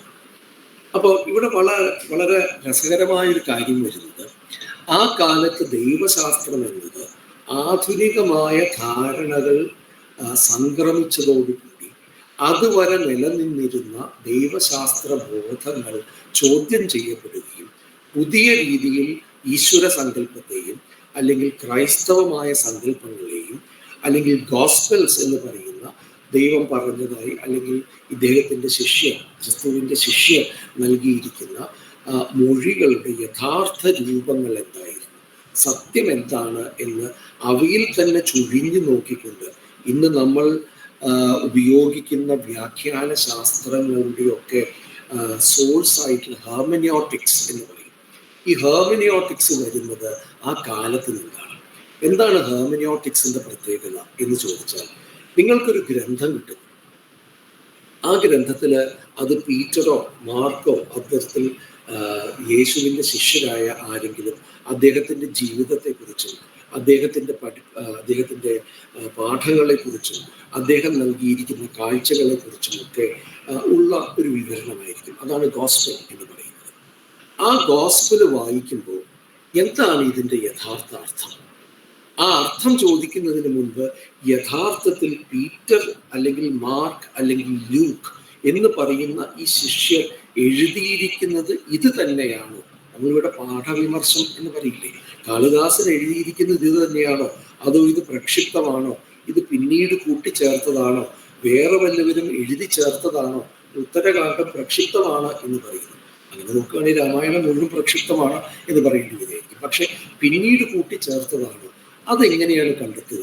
അത് ശൈലീ വ്യത്യാസങ്ങൾ വെച്ചും ആ കാലത്തുണ്ടായിരുന്ന ഭാഷയുടെ സ്വഭാവം എന്താണ് എന്ന് വെച്ചും അതും അക്കാലത്ത് ഉപയോഗിക്കപ്പെട്ടിരുന്ന പദാവലികളുടെ സ്വഭാവം വെച്ചും ആ ടെക്സ്റ്റ്, ആ പാഠം എന്ന് പറയുന്നതിനെ ആദ്യഘട്ടത്തിൽ നിർണയിച്ചെടുക്കുകയും അതിൻ്റെ അടുത്ത ഘട്ടത്തിൽ ആ ടെക്സ്റ്റിൻ്റെ, ആ നിർണയിക്കപ്പെട്ട പാഠത്തിൻ്റെ കൃത്യമായ അന്നുണ്ടായിരുന്ന അർത്ഥം എന്ത് എന്ന് കണ്ടെത്തുകയും ചെയ്യുന്ന ഒരു പ്രക്രിയ. ഇതായിരുന്നു ഹെർമനിയോട്ടിക്സ്. യഥാർത്ഥത്തിൽ ഇന്നുള്ള നമ്മുടെ മിക്ക വ്യാഖ്യാന സമ്പ്രദായങ്ങളുടെയും മാതാവ് അല്ലെങ്കിൽ പിതാവ് എന്ന് പറയാവുന്നത് ഈ ഹെർമനിയോട്ടിക്കലായിട്ടുള്ള പഠനങ്ങളായിരുന്നു. അതിന് പ്രധാനപ്പെട്ട കാരണം എന്നത് ആധുനികമായ ധാരണകൾ വന്നതോടുകൂടി ശാസ്ത്രീയമായ ധാരണകൾ വന്നതോടുകൂടി യഥാർത്ഥത്തിൽ മതത്തിൻ്റെ അടിസ്ഥാനമായ യുക്തി എന്താണ് എന്ന ചോദ്യം ഗൗരവമായി ചോദിക്കപ്പെട്ടു തുടങ്ങി. അതോടെ തിയോളജി എന്നത്, ദൈവശാസ്ത്രം എന്നത് ഗൗരവമായ ഒരു വിഷയമായി ഒരേ സമയം സഭയ്ക്കകത്തുള്ള പുരോഹിതന്മാർക്കും സഭയ്ക്ക് പുറത്തുള്ളവർക്കും പഠിക്കേണ്ടതായിട്ട് വന്നു. അപ്പോൾ ഈ 4 ഡിസിപ്ലിൻസ്, 4 വിജ്ഞാന മേഖലകളാണ് അന്നുണ്ടായിരുന്നത്. പക്ഷെ പിന്നീട് ഇതിനകത്തുള്ള പഠനവും ഇതിനകത്തുള്ള ഗവേഷണവും കൂടുതൽ വികസിക്കുന്ന ഒരു ഘട്ടത്തിൽ ഈ 4 മാത്രമായി നിലനിൽക്കാൻ സാധ്യതയില്ലാതെ വരികയും അതിനകത്ത് കൂടുതൽ ഡിവിഷൻസ് അല്ലെങ്കിൽ വിഭാഗങ്ങൾ ഉണ്ടാക്കേണ്ടത് വളരെ നിർബന്ധമായിട്ട് വരികയും ചെയ്തു. എന്നൊരു ഉദാഹരണം പറയും. ഇപ്പോൾ സസ്യശാസ്ത്രം എന്നത് ഒരു കാലത്ത് പ്രകൃതിയെക്കുറിച്ചുള്ള പഠനം മുഴുവനും നാച്ചുറൽ ഫിലോസഫിയുടെ കീഴിലായതുകൊണ്ട് ഫിസിക്സും കെമിസ്ട്രിയും ബയോളജിയും സുവോളജിയും ഇന്ന് നമ്മൾ അറിയുന്ന വിജ്ഞാന മേഖലകളൊക്കെ നാച്ചുറൽ ഫിലോസഫിയുടെ കീഴിലായിരുന്നു. അന്ന് പ്രധാനമായിട്ടും ഉണ്ടായിരുന്നത് നിരീക്ഷണത്തിലൂടെ ഉണ്ടാക്കുന്ന പഠനമായിരുന്നു. പക്ഷേ പിന്നീട് ഫിസിക്സിൻ്റെയും കെമിസ്ട്രിയുടെയും ഒക്കെ, ഈ കെമിസ്ട്രിക്ക് വേറൊരു സോഴ്സ് കൂടിയുണ്ട്. പണ്ടത്തെ ഒരു സങ്കല്പം എന്ന് പറയുന്നത് ഏത് മെറ്റലും എടുത്ത് ഒരു രാസപ്രക്രിയയിലൂടെ അത് സ്വർണമാക്കി മാറ്റാം, ആൽക്കമി എന്ന് പറയുന്നത്. ആൽക്കമി എന്നൊരു ശാസ്ത്രശാഖ അല്ലെങ്കിൽ സ്യൂഡോ ശാസ്ത്രശാഖ ഉണ്ടായിരുന്നു. അങ്ങനെ ഏത് ലോഹവും കൃത്യമായ ഒരു രാസപ്രക്രിയയിലൂടെ നിങ്ങൾക്ക് സ്വർണമാക്കി മാറ്റാൻ ശ്രമിക്കാൻ കഴിയും എന്നൊരു ധാരണ വെച്ച് വലിയ തോതിലുള്ള പരീക്ഷണങ്ങൾ നടന്നിരുന്നു. ആ പരീക്ഷണങ്ങളിൽ നിന്നാണ് ഈ സ്വർണം കിട്ടിയില്ലെങ്കിലും മറ്റു പല കണ്ടെത്തലുകളും ഉണ്ടാകുന്നത്. പല ലോഹങ്ങളെയും കണ്ടെത്തുന്നതും പല അലോയ്സ് ഉണ്ടാക്കുന്നത്, മിശ്രിതങ്ങൾ ഉണ്ടാക്കുന്നത്, ഇവയുടെ തമ്മിലുള്ള അന്യോന്യമുള്ള രാസപ്രക്രിയകളുടെ സ്വഭാവം കണ്ടെത്തുന്നത് ഒക്കെ ഈ ആൽക്കമിയിൽ നിന്ന് വരുന്നതാണ്. പക്ഷെ അങ്ങനെ വന്നതോടുകൂടി ഇത് സവിശേഷമായ കൃത്യമായ ഒരുപക്ഷെ ഫിസിക്സ് അല്ലെങ്കിൽ നാച്ചുറൽ ആയിട്ടുള്ള പ്രകൃതിയുടെ സസ്യങ്ങളുടെയോ ഒക്കെ ഒരു വിജ്ഞാനത്തിൽ നിന്നും വ്യത്യസ്തമായി നിൽക്കുന്ന ഒന്നാണ് എന്ന ബോധം വരികയും അതോടെ കെമിസ്ട്രി എന്ന രീതിയിൽ അത് വികസിക്കുകയും ചെയ്യും. ഞാൻ പറയാൻ ശ്രമിക്കുന്നത് ഇതാണ്, ആദ്യകാലങ്ങളിൽ ഉണ്ടായിരുന്ന ഈ 4 വിജ്ഞാന മേഖലകൾ തരം തിരിഞ്ഞ് ഇന്ന് നാം അറിയുന്ന വിജ്ഞാന മേഖലകളായിട്ട് വികസിച്ചു വരികയാണ് ചെയ്യുന്നത്. ഈ നൂറ്റാണ്ടുകളിലൂടെ, അതായത് ഒരു 13, 14, 15, 13 നൂറ്റാണ്ട് തൊട്ട് തുടങ്ങി ഏതാണ്ട് നമ്മുടെ നൂറ്റാണ്ട് വരെ എത്തുമ്പോഴേക്കും ഇന്ന് 1000-ഓളം വളരെ വ്യത്യസ്തങ്ങളായ ഡിസിപ്ലിൻസ് ഉണ്ട് എന്നാണ് പറയപ്പെടുന്നത്. നമ്മുടെ കാലഘട്ടത്തിൽ തന്നെ, നമ്മുടെ ജീവിതകാലത്തിൽ തന്നെ വികസിച്ചു വന്നിട്ടുള്ള ചില വിജ്ഞാന മേഖലകൾ നിങ്ങൾക്കറിയുമായിരിക്കും. ഉദാഹരണം കമ്പ്യൂട്ടർ സയൻസ്. ഒരു പക്ഷേ 20-ാം നൂറ്റാണ്ടിൻ്റെ അല്ലെങ്കിൽ 20-ാം നൂറ്റാണ്ടിൻ്റെ മധ്യത്തിൽ പോലും ഇല്ലാതിരുന്ന ഒന്നാണ് കമ്പ്യൂട്ടർ സയൻസ്. ഇപ്പോൾ അതിനപ്പുറത്തേക്ക് പോയി വേറെ പലതരത്തിലുള്ള വിജ്ഞാന ശാഖകളും പ്രാക്ടിക്കലായതും അപ്ലൈഡ് ആയതും തിയററ്റിക്കലുമായതും ഒക്കെ വലിയ തരത്തിലുള്ള വിജ്ഞാന ശാഖകൾ വരുന്നു. ഇപ്പോൾ ആർട്ടിഫിഷ്യൽ ഇൻ്റലിജൻസ് കൂടി എത്തിയിരിക്കുന്ന ഘട്ടത്തിൽ അത് സവിശേഷമായ ഒരു വിജ്ഞാന ശാഖയായിട്ട് മാറുന്നു. ഏതായാലും ഇതിന് നമ്മൾ മനസ്സിലാക്കേണ്ട പ്രധാനപ്പെട്ട കാര്യം എന്നത് വിജ്ഞാന ശാഖകൾ ഒന്നും തന്നെ, ഡിസിപ്ലിൻസ് ഒന്നും പെർമനൻ്റ് അല്ല, കാലങ്ങളായി നിൽക്കുന്ന ഒന്നല്ല. വിജ്ഞാനത്തിൻ്റെ മാറ്റം അനുസരിച്ച്, പുതിയ വിജ്ഞാനങ്ങൾ രൂപീകൃതമാകുന്നതനുസരിച്ച്, പുതിയ കണ്ടെത്തലുകളും പുതിയ പ്രയോഗവിധങ്ങളും ഉണ്ടാകുന്നതനുസരിച്ച് വിജ്ഞാനങ്ങൾ വികസിക്കുകയും പുതിയ വിജ്ഞാന മേഖലകൾ രൂപീകൃതമാവുകയും പഴയത് പലപ്പോഴും ഇല്ലാതായി തീരുകയും അല്ലെങ്കിൽ അവ വിഭജിക്കപ്പെടുകയും ചെയ്യുന്നു.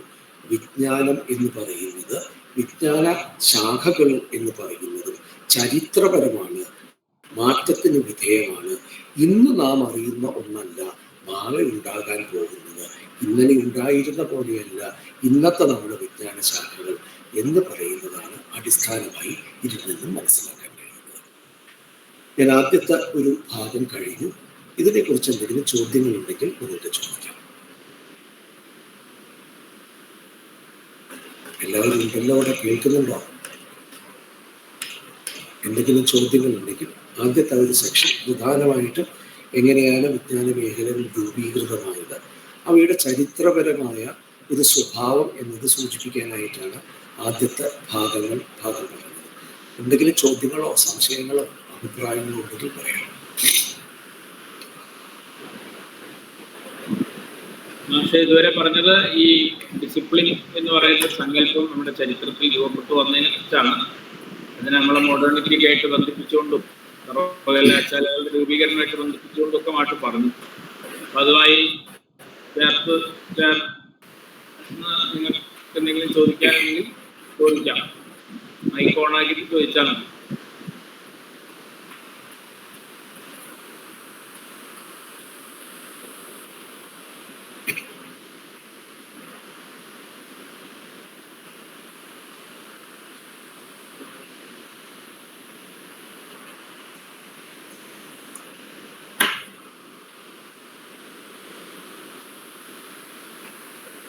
വല്ലാണ്ട് വിപുലാവുണ്ടോ എന്ന് വെച്ചപ്പോൾ തന്നെ 1 മണിക്കൂർ കഴിഞ്ഞു. ഇതൊക്കെ ഇവർക്ക് അറിയുന്നതായിരിക്കുമോ ഒരു സംശയമുണ്ട്. ചോദ്യങ്ങളൊന്നും ഇല്ലെങ്കിൽ ഞാൻ അടുത്ത സ്റ്റേജിലേക്ക് കടത്തോട്ടെ. കുട്ടികൾ ആരെങ്കിലും ഒന്ന് എന്തെങ്കിലും പറഞ്ഞാൽ, ആരെങ്കിലും ഒന്ന് മൈക്ക് ഓൺ ആക്കിയിട്ട് അതിനോടൊന്ന് റെസ്പോണ്ട് ചെയ്യും. സംശയം ഇല്ലാന്നെങ്കിലും ഒന്ന് പറയൂ. കേൾക്കുന്നുണ്ടോ ഇല്ലെന്ന് അറിയണ്ടേ. ഓക്കെ മാഷെ, അടുത്ത സ്റ്റേജിലേക്ക് കടക്കാം. ശരിയാണ്. അപ്പോ ഈ ആദ്യഘട്ടങ്ങളിൽ വിജ്ഞാന മേഖലകളുടെ രൂപീകരണവും അവയുടെ വികാസവും ഒരർത്ഥത്തിൽ വളരെ സ്വാഭാവികമായ ഒരു പ്രക്രിയയുടെ ഭാഗമായിട്ടാണ് ഉണ്ടായത്. നേരത്തെ പറഞ്ഞതുപോലെ സസ്യശാസ്ത്രം എന്നത് അതിന് സവിശേഷമായ ഒരു രീതിശാസ്ത്രവും പരീക്ഷണങ്ങളുടെയും നിരീക്ഷണങ്ങളുടെയും പെർട്ടിക്കുലർ ടു ദാറ്റ് അതിന് തന്നെ വേണ്ട രീതിയിലുള്ള ചില രീതികൾ ഉണ്ടാവേണ്ടതുണ്ട്, അവ വികസിപ്പിക്കേണ്ടതുണ്ട് എന്ന ബോധത്തിലാണ് അത് വരുന്നത്. അങ്ങനെ വിവിധ വിജ്ഞാന മേഖലകൾ ഉണ്ടായി വന്ന കുറച്ചുകൂടി കഴിഞ്ഞപ്പോൾ സ്വാഭാവികമായൊരു പ്രശ്നമാണ്. ഇവയൊക്കെ ഡിസിപ്ലിൻസ് ആണെന്ന് എല്ലാവരും പറയുന്നു. ശരി, അപ്പൊ എന്താണ് ഡിസിപ്ലിൻ എന്ന ചോദ്യം? ആദ്യഘട്ടത്തിൽ അത് ആലോചിച്ചിട്ടല്ല ചെയ്യുന്നത്. എന്തുകൊണ്ടാണ് ഗണിതമായി നിൽക്കുന്നത്, അല്ലെങ്കിൽ കെമിസ്ട്രി ആയിട്ട് നിൽക്കുന്നത്? എന്താണ് ഇവ തമ്മിലുള്ള വ്യത്യാസം? അല്ലെങ്കിൽ കെമിസ്ട്രി ആക്കുന്നത് ഒരു വിജ്ഞാന മേഖലയാക്കുന്നത് എന്ന ഒരർത്ഥത്തിൽ താത്വികമായ ഒരു ചിന്ത ഡിസിപ്ലിൻസിൻ്റെ അകത്ത് തന്നെ വരിക. എന്താണ് അതിന് കാരണം? 2-3 കാരണങ്ങളുണ്ട്. ഒന്ന്, ഇപ്പോൾ സസ്യശാസ്ത്രം എന്ന് പറയുന്ന ഒരു ശാഖ വികസിച്ചു വരുമ്പോൾ, വിജ്ഞാന ശാഖ വികസിച്ചു വരുമ്പോൾ ആ വിജ്ഞാന ശാഖയ്ക്കുള്ള പ്രവൃത്തി, അത് അധ്യാപനമാവട്ടെ ഗവേഷണമാവട്ടെ, ആ വിജ്ഞാന ശാഖയ്ക്കകത്തുള്ള പ്രവൃത്തി ആ വിജ്ഞാന ശാഖയ്ക്ക് ഉചിതമാണ്, അതിനനുയോജ്യമാണ് എന്ന് നിങ്ങൾക്ക് ഉറപ്പുവരുത്തണമെങ്കിൽ ആ വിജ്ഞാന ശാഖയുടെ സ്വഭാവം എന്താണ്, അതിൽ നിങ്ങൾ എന്താണ് പ്രതീക്ഷിക്കുന്നത്, അതിൻ്റെ ഉൽപ്പന്നങ്ങൾ എന്തായിരിക്കും, അതിൻ്റെ പ്രക്രിയകൾ എന്തായിരിക്കും, അതിൻ്റെ മാർഗങ്ങൾ എന്തായിരിക്കും എന്ന വ്യക്തമായൊരു ബോധം ഉണ്ടാകേണ്ടതുണ്ട്. എന്നാലേ നിങ്ങൾക്ക് ഇന്നത് ശരിയാണ് ഇന്നത് ശരിയല്ല എന്ന് പറയാൻ പറ്റും. ഇപ്പം നിങ്ങളുടെ ഒരു പേപ്പറോ ഒരു അസൈൻമെൻറ്റോ ഒരു മാഷ് വായിച്ചു നോക്കുമ്പോൾ, അനിൽ മാഷ് എന്ന് വായിച്ചു നോക്കിയിട്ട് ഇങ്ങനെ എഴുതാൻ പറ്റില്ല, ഇതല്ല എഴുതേണ്ട രീതി എന്ന് ചിലപ്പോൾ പറയും.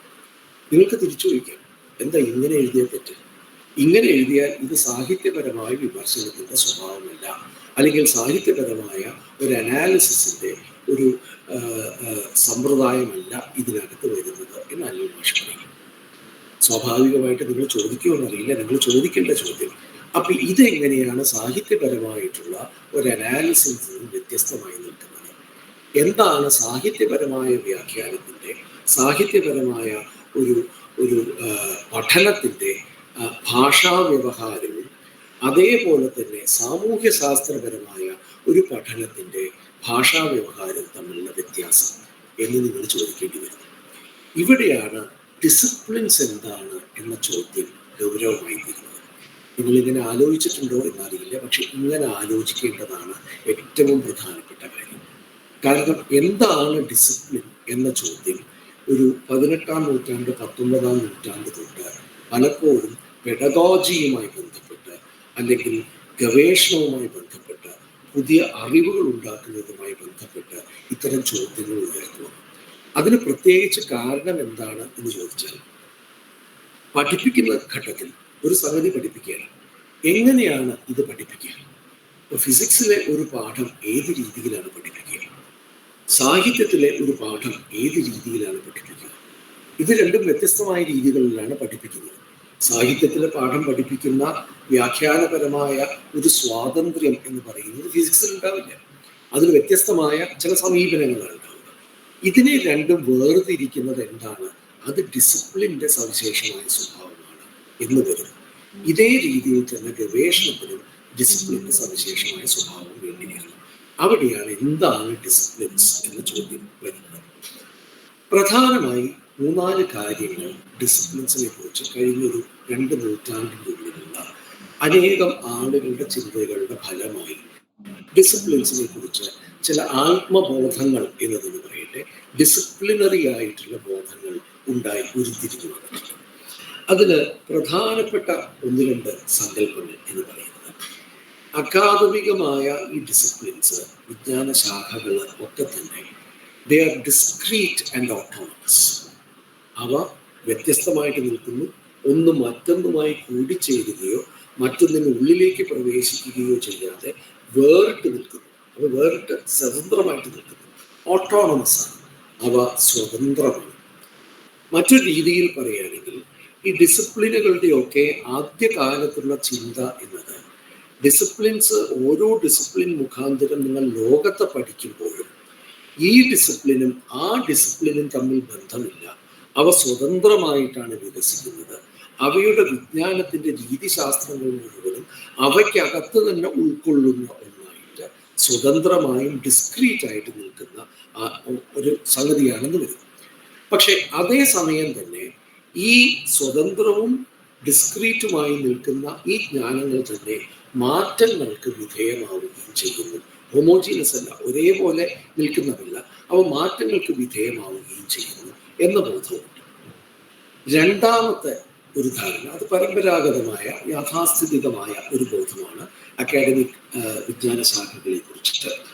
അതായത് എന്താണ് വിജ്ഞാന ശാഖ എന്ന് ചോദിച്ചാൽ അത് പഠനത്തിൻ്റെ ഒരു മേഖലയാണ്.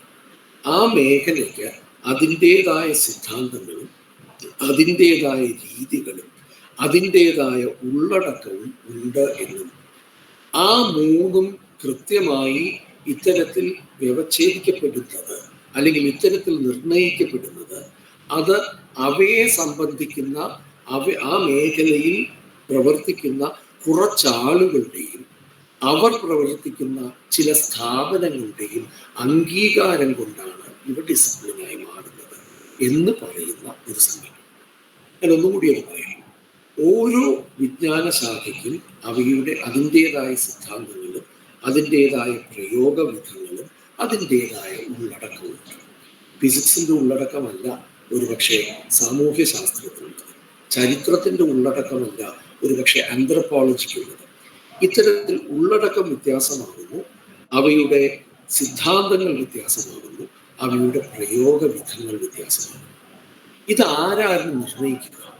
ഇതാണ് ആന്ത്രപ്പോളജിയുടെ, നരവംശാസ്ത്രത്തിൻ്റെ സിദ്ധാന്തങ്ങൾ, ഇതാണ് അതിൻ്റെ പ്രയോഗവിധങ്ങൾ എന്ന് ആര് നിർണയിക്കുന്നു എന്ന് ചോദിച്ചാൽ അതിനകത്ത് പ്രവർത്തിക്കുന്ന വിദഗ്ധരായ ഒരു പറ്റം ആളുകളാണ് അതിൻ്റെ പ്രയോഗവിധങ്ങളും അതിൻ്റെ സിദ്ധാന്തങ്ങളും നിർണയിക്കുന്നത്.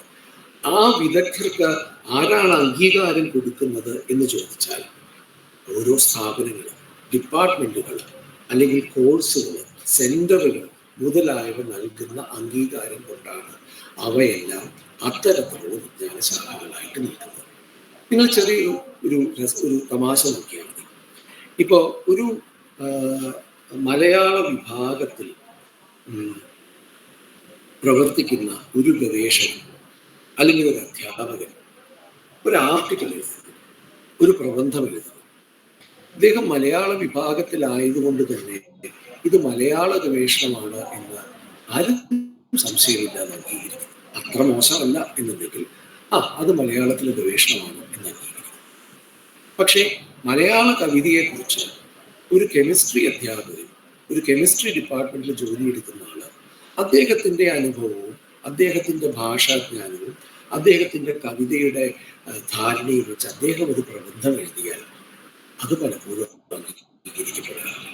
അതെന്തുകൊണ്ടാണ് എന്ന് ചോദിച്ചാൽ, ഒന്നാമത്തെ കാര്യം അദ്ദേഹം കെമിസ്ട്രി അധ്യാപകനാണ്, അല്ലെങ്കിൽ അദ്ദേഹം വേറെ ഏതെങ്കിലും വിഭാഗത്തിലെ അധ്യാപകനാണ്.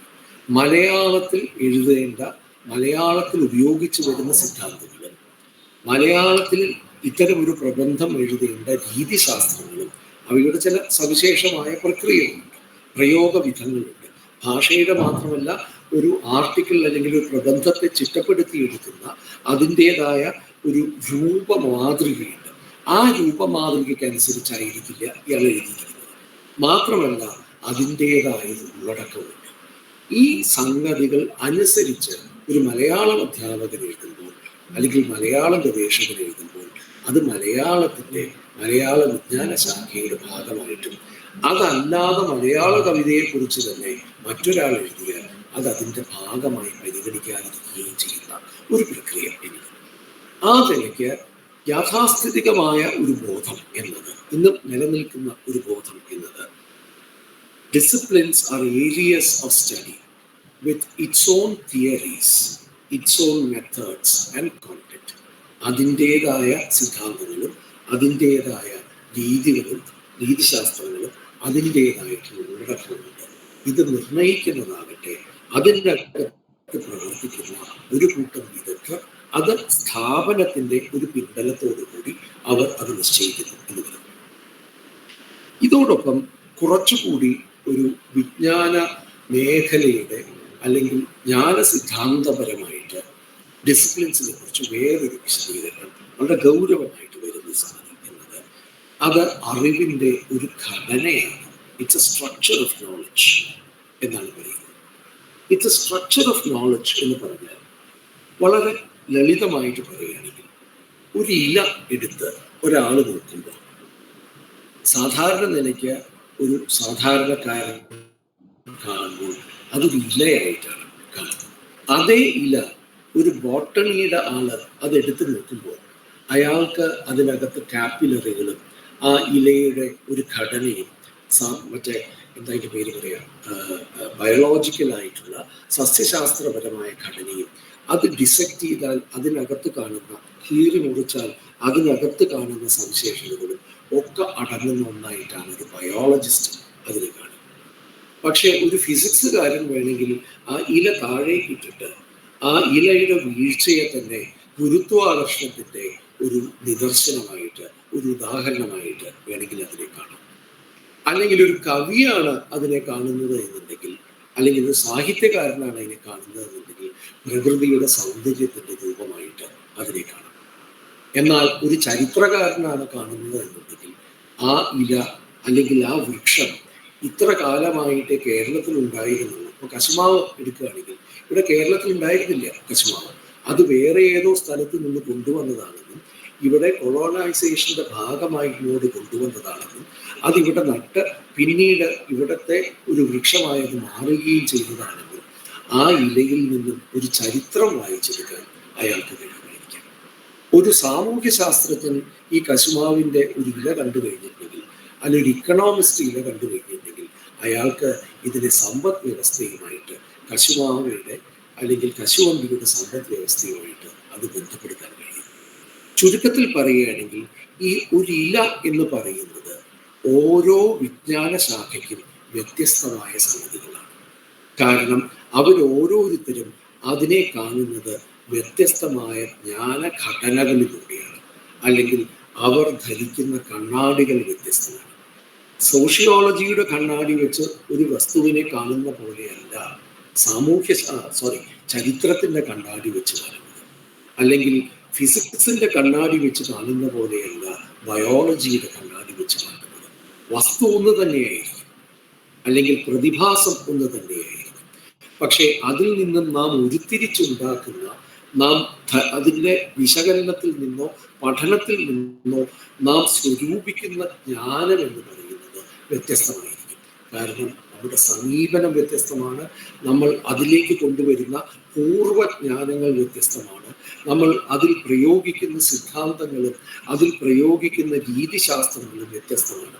അതുകൊണ്ട് വ്യത്യസ്ത ജ്ഞാനങ്ങൾ ഉണ്ടാകുന്നു എന്ന് പറയുന്നു. അതുകൊണ്ടാണ് a discipline has been described as a structure of knowledge.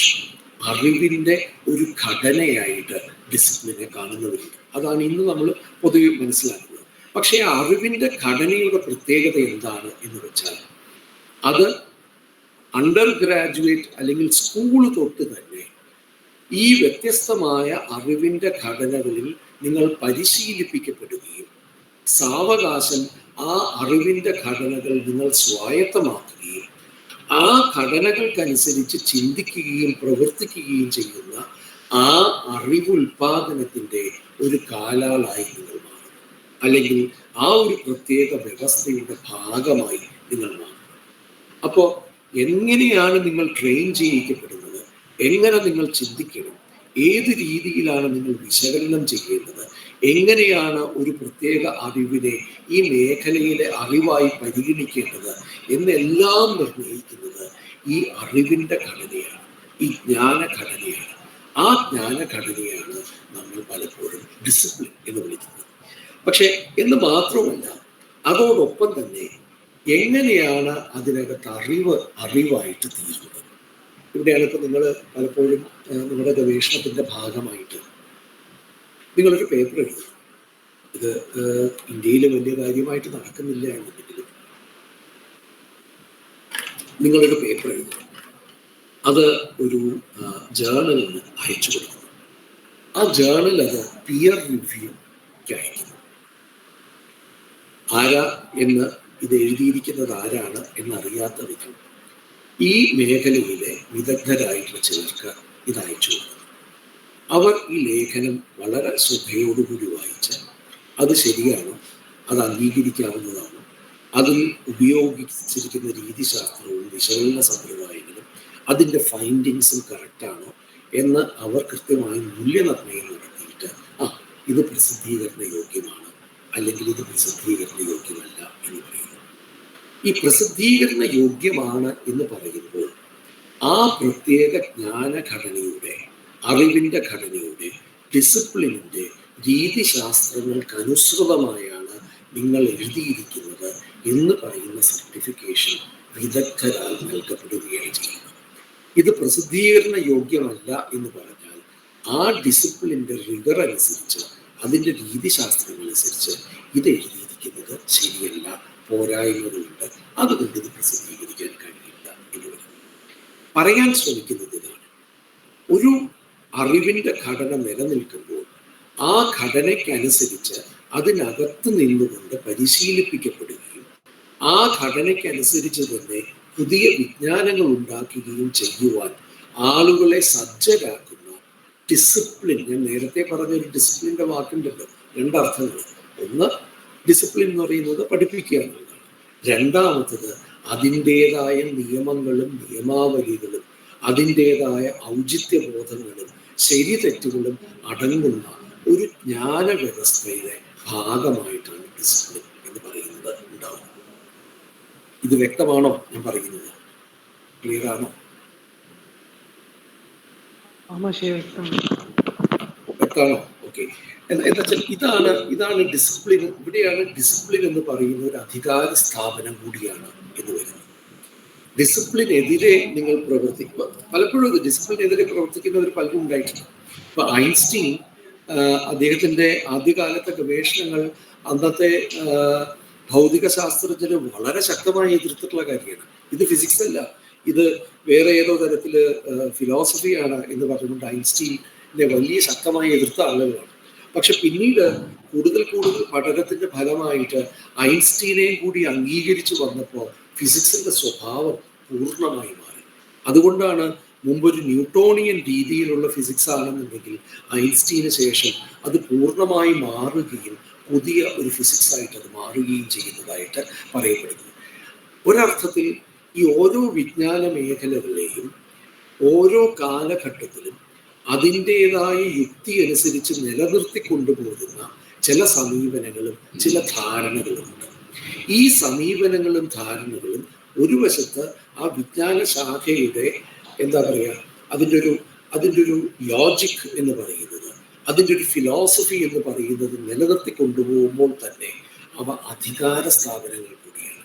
ചിലതിനെ അംഗീകരിക്കുകയും ചിലതിനെ അംഗീകരിക്കാതിരിക്കുകയും ഒക്കെ ചെയ്യുന്ന അധികാര സ്ഥാപനങ്ങൾ കൂടിയായിട്ട് മാറുന്നുണ്ട്. പലപ്പോഴും ഡിസിപ്ലിൻസ് പ്യുവർ നോളജ്, ഞങ്ങൾ അറിവിനെ കുറിച്ച് മാത്രമേ പറയുന്നുള്ളൂ എന്ന് പറയുമ്പോഴും ചരിത്രപരമായി നോക്കുമ്പോൾ അതിനകത്ത് പ്രത്യയശാസ്ത്രങ്ങളും ഉണ്ട് എന്ന് നമുക്ക് വ്യക്തമാകും, കൂടുതൽ ശ്രദ്ധയോടുകൂടി നമ്മൾ നോക്കുകയാണെങ്കിൽ. അപ്പോൾ ഏതായാലും ഇത്തരത്തിലുള്ളൊരു അറിവിൻ്റെ ഘടനയായിട്ട് ഡിസിപ്ലിനെ കാണുന്നു. പക്ഷേ ഇത്തരത്തിൽ ഒരു വസ്തുനിഷ്ഠമായ സംഗതിയായി മാത്രം ഇതിനെ കാണാൻ കഴിയില്ല എന്ന് പറയുന്ന, ഞാൻ നേരത്തെ സൂചിപ്പിച്ച ഐഡിയോളജിയുടെ കാര്യം. ഇത്തരത്തിൽ കേവലം വസ്തുനിഷ്ഠമായ ഒരു അറിവ് മാത്രമായി വിജ്ഞാന ശാഖകളെ കാണാൻ കഴിയില്ല എന്നും അവ യഥാർത്ഥത്തിൽ സാംസ്കാരികമായ പ്രതിഭാസങ്ങളാണ് എന്നും ബെഷർ മുതൽ 1980-കളിൽ ഡിസിപ്ലിനെ കുറിച്ച് എഴുതിയിട്ടുള്ള ബെഷർ പോലെയുള്ള ആളുകൾ സൂചിപ്പിക്കുന്നുണ്ട്. കാരണം എന്താണ്? കാരണം ഡിസിപ്ലിൻ ഒരു ഡിസിപ്ലിൻ്റെ ഒരു ജ്ഞാനത്തിൻ്റെ ഘടന എന്ന് പറയുന്നത് പരിപൂർണമായി സത്യമാണെന്നുണ്ടെങ്കിൽ അത് മാറ്റത്തിന് വിധേയമാവാൻ പറ്റില്ല. അത് സത്യമാണെങ്കിൽ ഒരു സത്യമില്ലല്ലോ, അനേകം സത്യങ്ങൾ പറ്റില്ല, ഒരു സത്യമാണ്. അത് സത്യമാണ് എന്നുണ്ടെങ്കിൽ ഇന്നുള്ളത് തന്നെയാണ് നാളെയും ഉണ്ടാകുന്നത്. പക്ഷേ ഒരു ഡിസിപ്ലിനും നമ്മൾ ശ്രദ്ധയോടുകൂടി നോക്കുകയാണെങ്കിൽ ഒരു വിജ്ഞാന ശാഖയും മാറ്റമില്ലാതെ നിൽക്കുന്നില്ല. അവ മാറിക്കൊണ്ടിരിക്കുന്നു. അവയുടെ സ്വഭാവം മാറുന്നു, അവയുടെ സമീപനങ്ങൾ മാറുന്നു.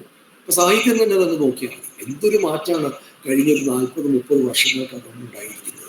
ഏതെല്ലാം തരത്തിലുള്ള കൃതികളാണ് മുമ്പ് അംഗീകരിക്കാത്ത കൃതികളും, മുമ്പ് അംഗീകരിക്കാത്ത എഴുത്തുകാരും, മുമ്പ് അംഗീകരിക്കാത്ത മൂല്യങ്ങളും സമീപനങ്ങളും, മുമ്പ് അംഗീകരിക്കാത്ത വിഷയങ്ങളും ഒക്കെ ഇന്ന് സാഹിത്യത്തിന്റെ ഭാഗമാണ്.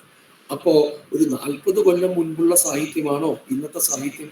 പ്രദീപൻ പാമ്പിരിക്കുന്ന് എഴുതി കഴിഞ്ഞിരിക്കുന്ന ഒരു സവിശേഷമായ ചരിത്രഘട്ടത്തിൽ ആ പ്രദീപൻ ഉണ്ടായിരുന്നതിന് മുമ്പുള്ള സാഹിത്യമാണോ ഇന്നുള്ളത്?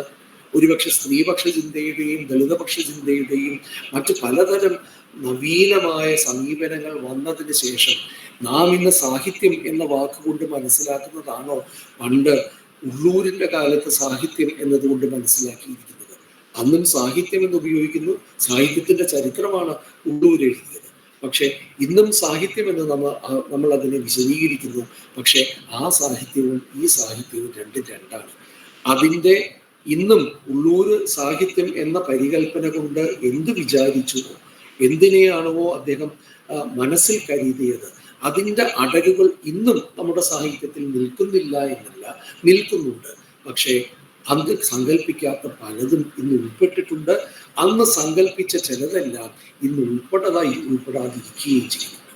ഇത്തരത്തിൽ ചരിത്രപരമായി മാറ്റത്തിന് വിധേയമാകുന്നത് കൊണ്ടാണ് ബേഷർ പറയുന്നത് ഡിസിപ്ലിൻസ് എന്നത് ഒരു കൾച്ചറൽ ഫിനോമിനയാണ്, ഒരു സാംസ്കാരികമായ പ്രതിഭാസമാണ്. കാരണം അതിനകത്ത് എപ്പോഴും വസ്തുനിഷ്ഠതയുണ്ട് എന്ന് പറയുമ്പോഴും അതിനകത്ത് എപ്പോഴും ഓരോ കാലത്തെ സമാന മനസ്കരായ കുറേ ആളുകളുടെ ചിന്തകളും അവരുടെ വിശ്വാസങ്ങളും അവരുടെ അറിവുകളും അവർക്ക് ശരിയെന്ന് തോന്നുന്ന കാര്യങ്ങളും അവരുടെ മൂല്യവ്യവസ്ഥകളുമൊക്കെ അതിൻ്റെ ഭാഗമായി മാറുന്നു എന്ന് പറയും. ഞാൻ നിങ്ങളോടൊരു ചെറിയൊരു ഉദാഹരണം പറയുകയാണെങ്കിൽ, ഞാൻ കഴിഞ്ഞ ദിവസം കണ്ടൊരു സിനിമയാണ്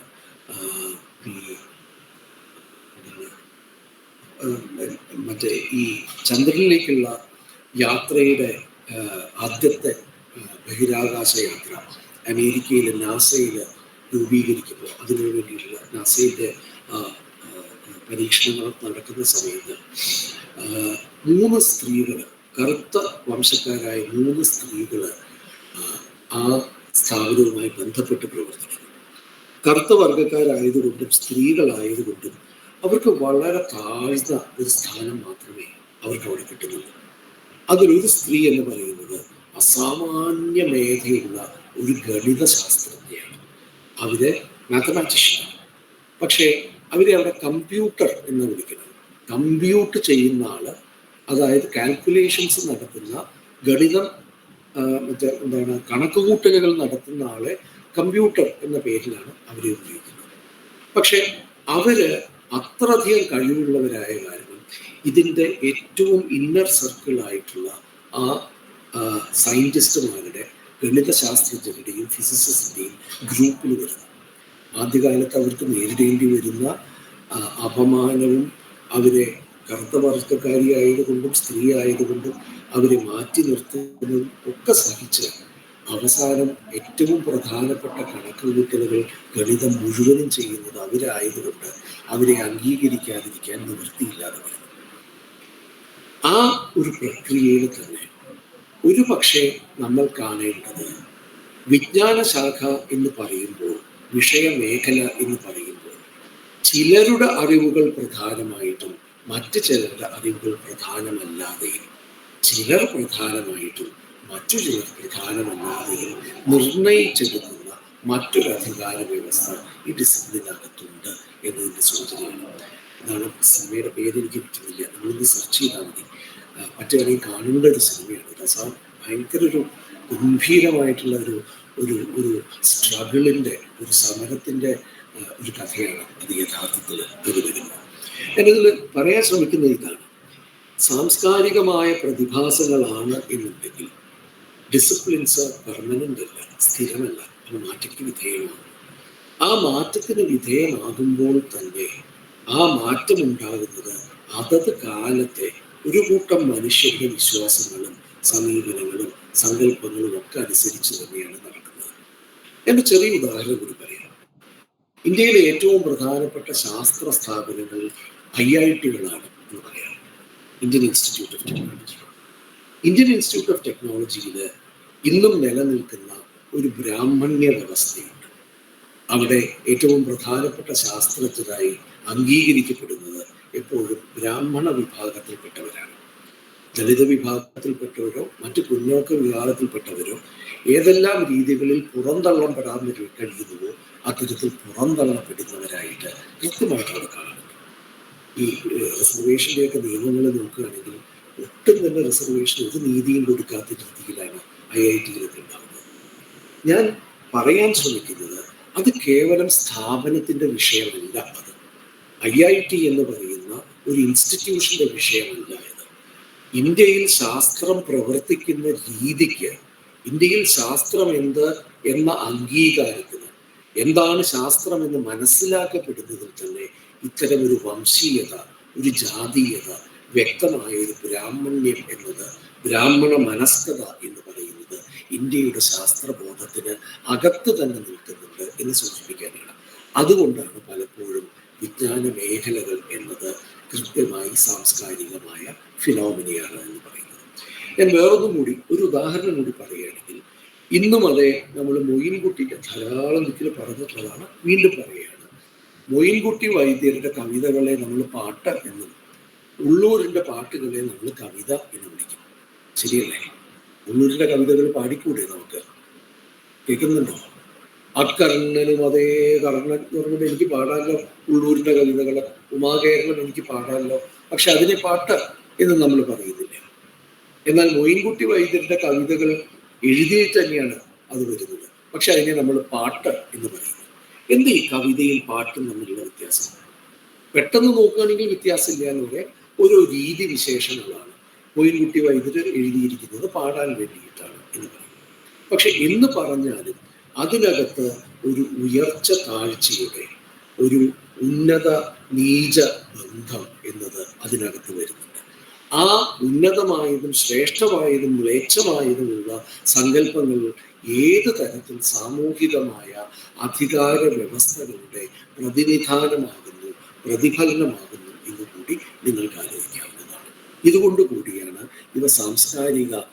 വേറൊരു ഉദാഹരണം പറയുകയാണെങ്കിൽ, റോബർട്ട് ബേൺസ് എന്ന് പറയുന്ന ഒരു കവി ഉണ്ടായിരുന്നു, ഇംഗ്ലീഷിൽ.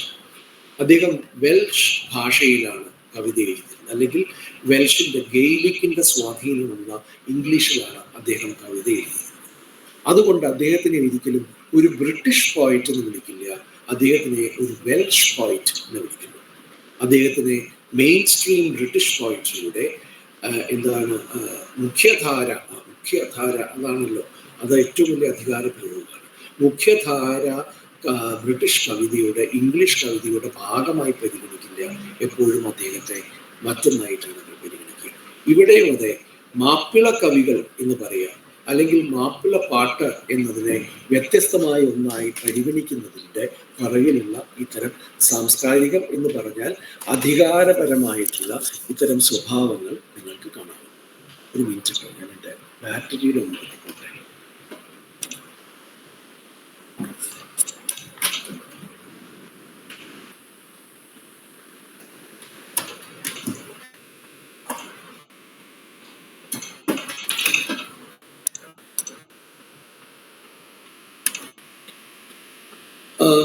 ഇത് വ്യക്തല്ലേ? ഇത്രയും പറഞ്ഞത് വ്യക്തല്ലേ? ഓക്കെ. അപ്പം ഞാനൊരു കാര്യം ചെയ്യാം, ഞാൻ അടുത്തതും കൂടി പറഞ്ഞിട്ട് ഇന്നത്തെ ക്ലാസ് അവസാനിപ്പിക്കാം. പിന്നെ അതിനുശേഷം ഇതിൻ്റെ പ്രോബ്ലംസിനെ കുറിച്ച് പറഞ്ഞിട്ട് അടുത്ത ക്ലാസ്സിൽ ഇതിൻ്റെ പ്രോബ്ലംസിനെ കുറിച്ച് പറഞ്ഞിട്ട് വിവിധ തരത്തിലുള്ള ഈ ഡിസിപ്ലിന് പുറത്തേക്ക് പോകുന്ന സംഗതികൾ അടുത്ത ക്ലാസ്സിൽ ചെയ്യാം. അപ്പോൾ മൂന്നാമത്തെ ഇത്തരത്തിലുള്ള ധാരണകളെല്ലാം കൂടി കൂട്ടിച്ചേർത്തിട്ട് എന്താണ് ഡിസിപ്ലിനിൻ്റെ സ്വഭാവം, വിജ്ഞാന മേഖലയുടെ സ്വഭാവം അല്ലെങ്കിൽ വിഷയ മേഖല എന്ന് പറയുന്നതിൻ്റെ സ്വഭാവം എന്താണ് എന്നത് പൊതുവെ ചില സവിശേഷതകൾ വെച്ച് നിർണ്ണയിക്കപ്പെട്ടിട്ടുണ്ട്. ഒന്നാമത്തേത്, ഏത് വിജ്ഞാന മേഖലയിലും അതിൻ്റെ വിദഗ്ധരായിട്ടുള്ള, അതിൻ്റെ പണ്ഡിതരായിട്ടുള്ള, അതെന്ത് എന്ന് നിർണ്ണയിക്കുന്ന ഒരു കമ്മ്യൂണിറ്റി ഓഫ് സ്കോളേഴ്സ് ഉണ്ടാകും. ആ കമ്മ്യൂണിറ്റിയാണ് ഈ വിജ്ഞാന മേഖല എന്ത്, എങ്ങനെ, ഏത് രീതിയിൽ നിർണ്ണയിക്കപ്പെടണം എന്ന് തീരുമാനിക്കുന്നത്. അതിൽ ഓരോരുത്തരും ഞാൻ അങ്ങനെയാണ് എന്ന് വിചാരിച്ചുകൊണ്ടോ ബോധപൂർവമോ ആയിരിക്കണമെന്നില്ല. പക്ഷെ അവരുടെ പ്രവൃത്തികളിലൂടെ, അവരെടുക്കുന്ന നിലപാടുകളിലൂടെ, അവർ അന്യോന്യം കൈമാറുന്ന വിജ്ഞാന ശകലങ്ങളിലൂടെ, അവരുടെ വിമർശനങ്ങളിലൂടെ, അവരുടെ വ്യവഹാരങ്ങളിലൂടെയാണ് ഈ വിജ്ഞാന മേഖല നിലനിന്നു പോകുന്നതും മാറ്റപ്പെടുന്നതും. അപ്പോൾ it is populated by a community of scholars. ഒരു പണ്ഡിതരുടെ, വിദഗ്ധരുടെ ഒരു സമൂഹം എന്ന് പറയട്ടെ. ആ സമൂഹമാണ് ഈ വിജ്ഞാന മേഖല എന്താണ്, എങ്ങനെയാണ് എന്ന് ബോധപൂർവവും അബോധപൂർവവുമായി നിർണയിച്ചുകൊണ്ടിരിക്കുന്നത്. രണ്ടാമത്തത്, ഏതൊരു വിജ്ഞാന മേഖലയ്ക്കും അന്വേഷണത്തിൻ്റെതായ ഒരു ചരിത്രമുണ്ട്. പെട്ടെന്ന് പൊട്ടിമുളച്ചതല്ല, അതിന് ഒരു ചരിത്രമുണ്ട്. ആ ചരിത്രത്തിൽ തന്നെ മാറ്റങ്ങൾ ഉണ്ടാവുന്നു, വ്യതിയാനങ്ങൾ ഉണ്ടാവുന്നു.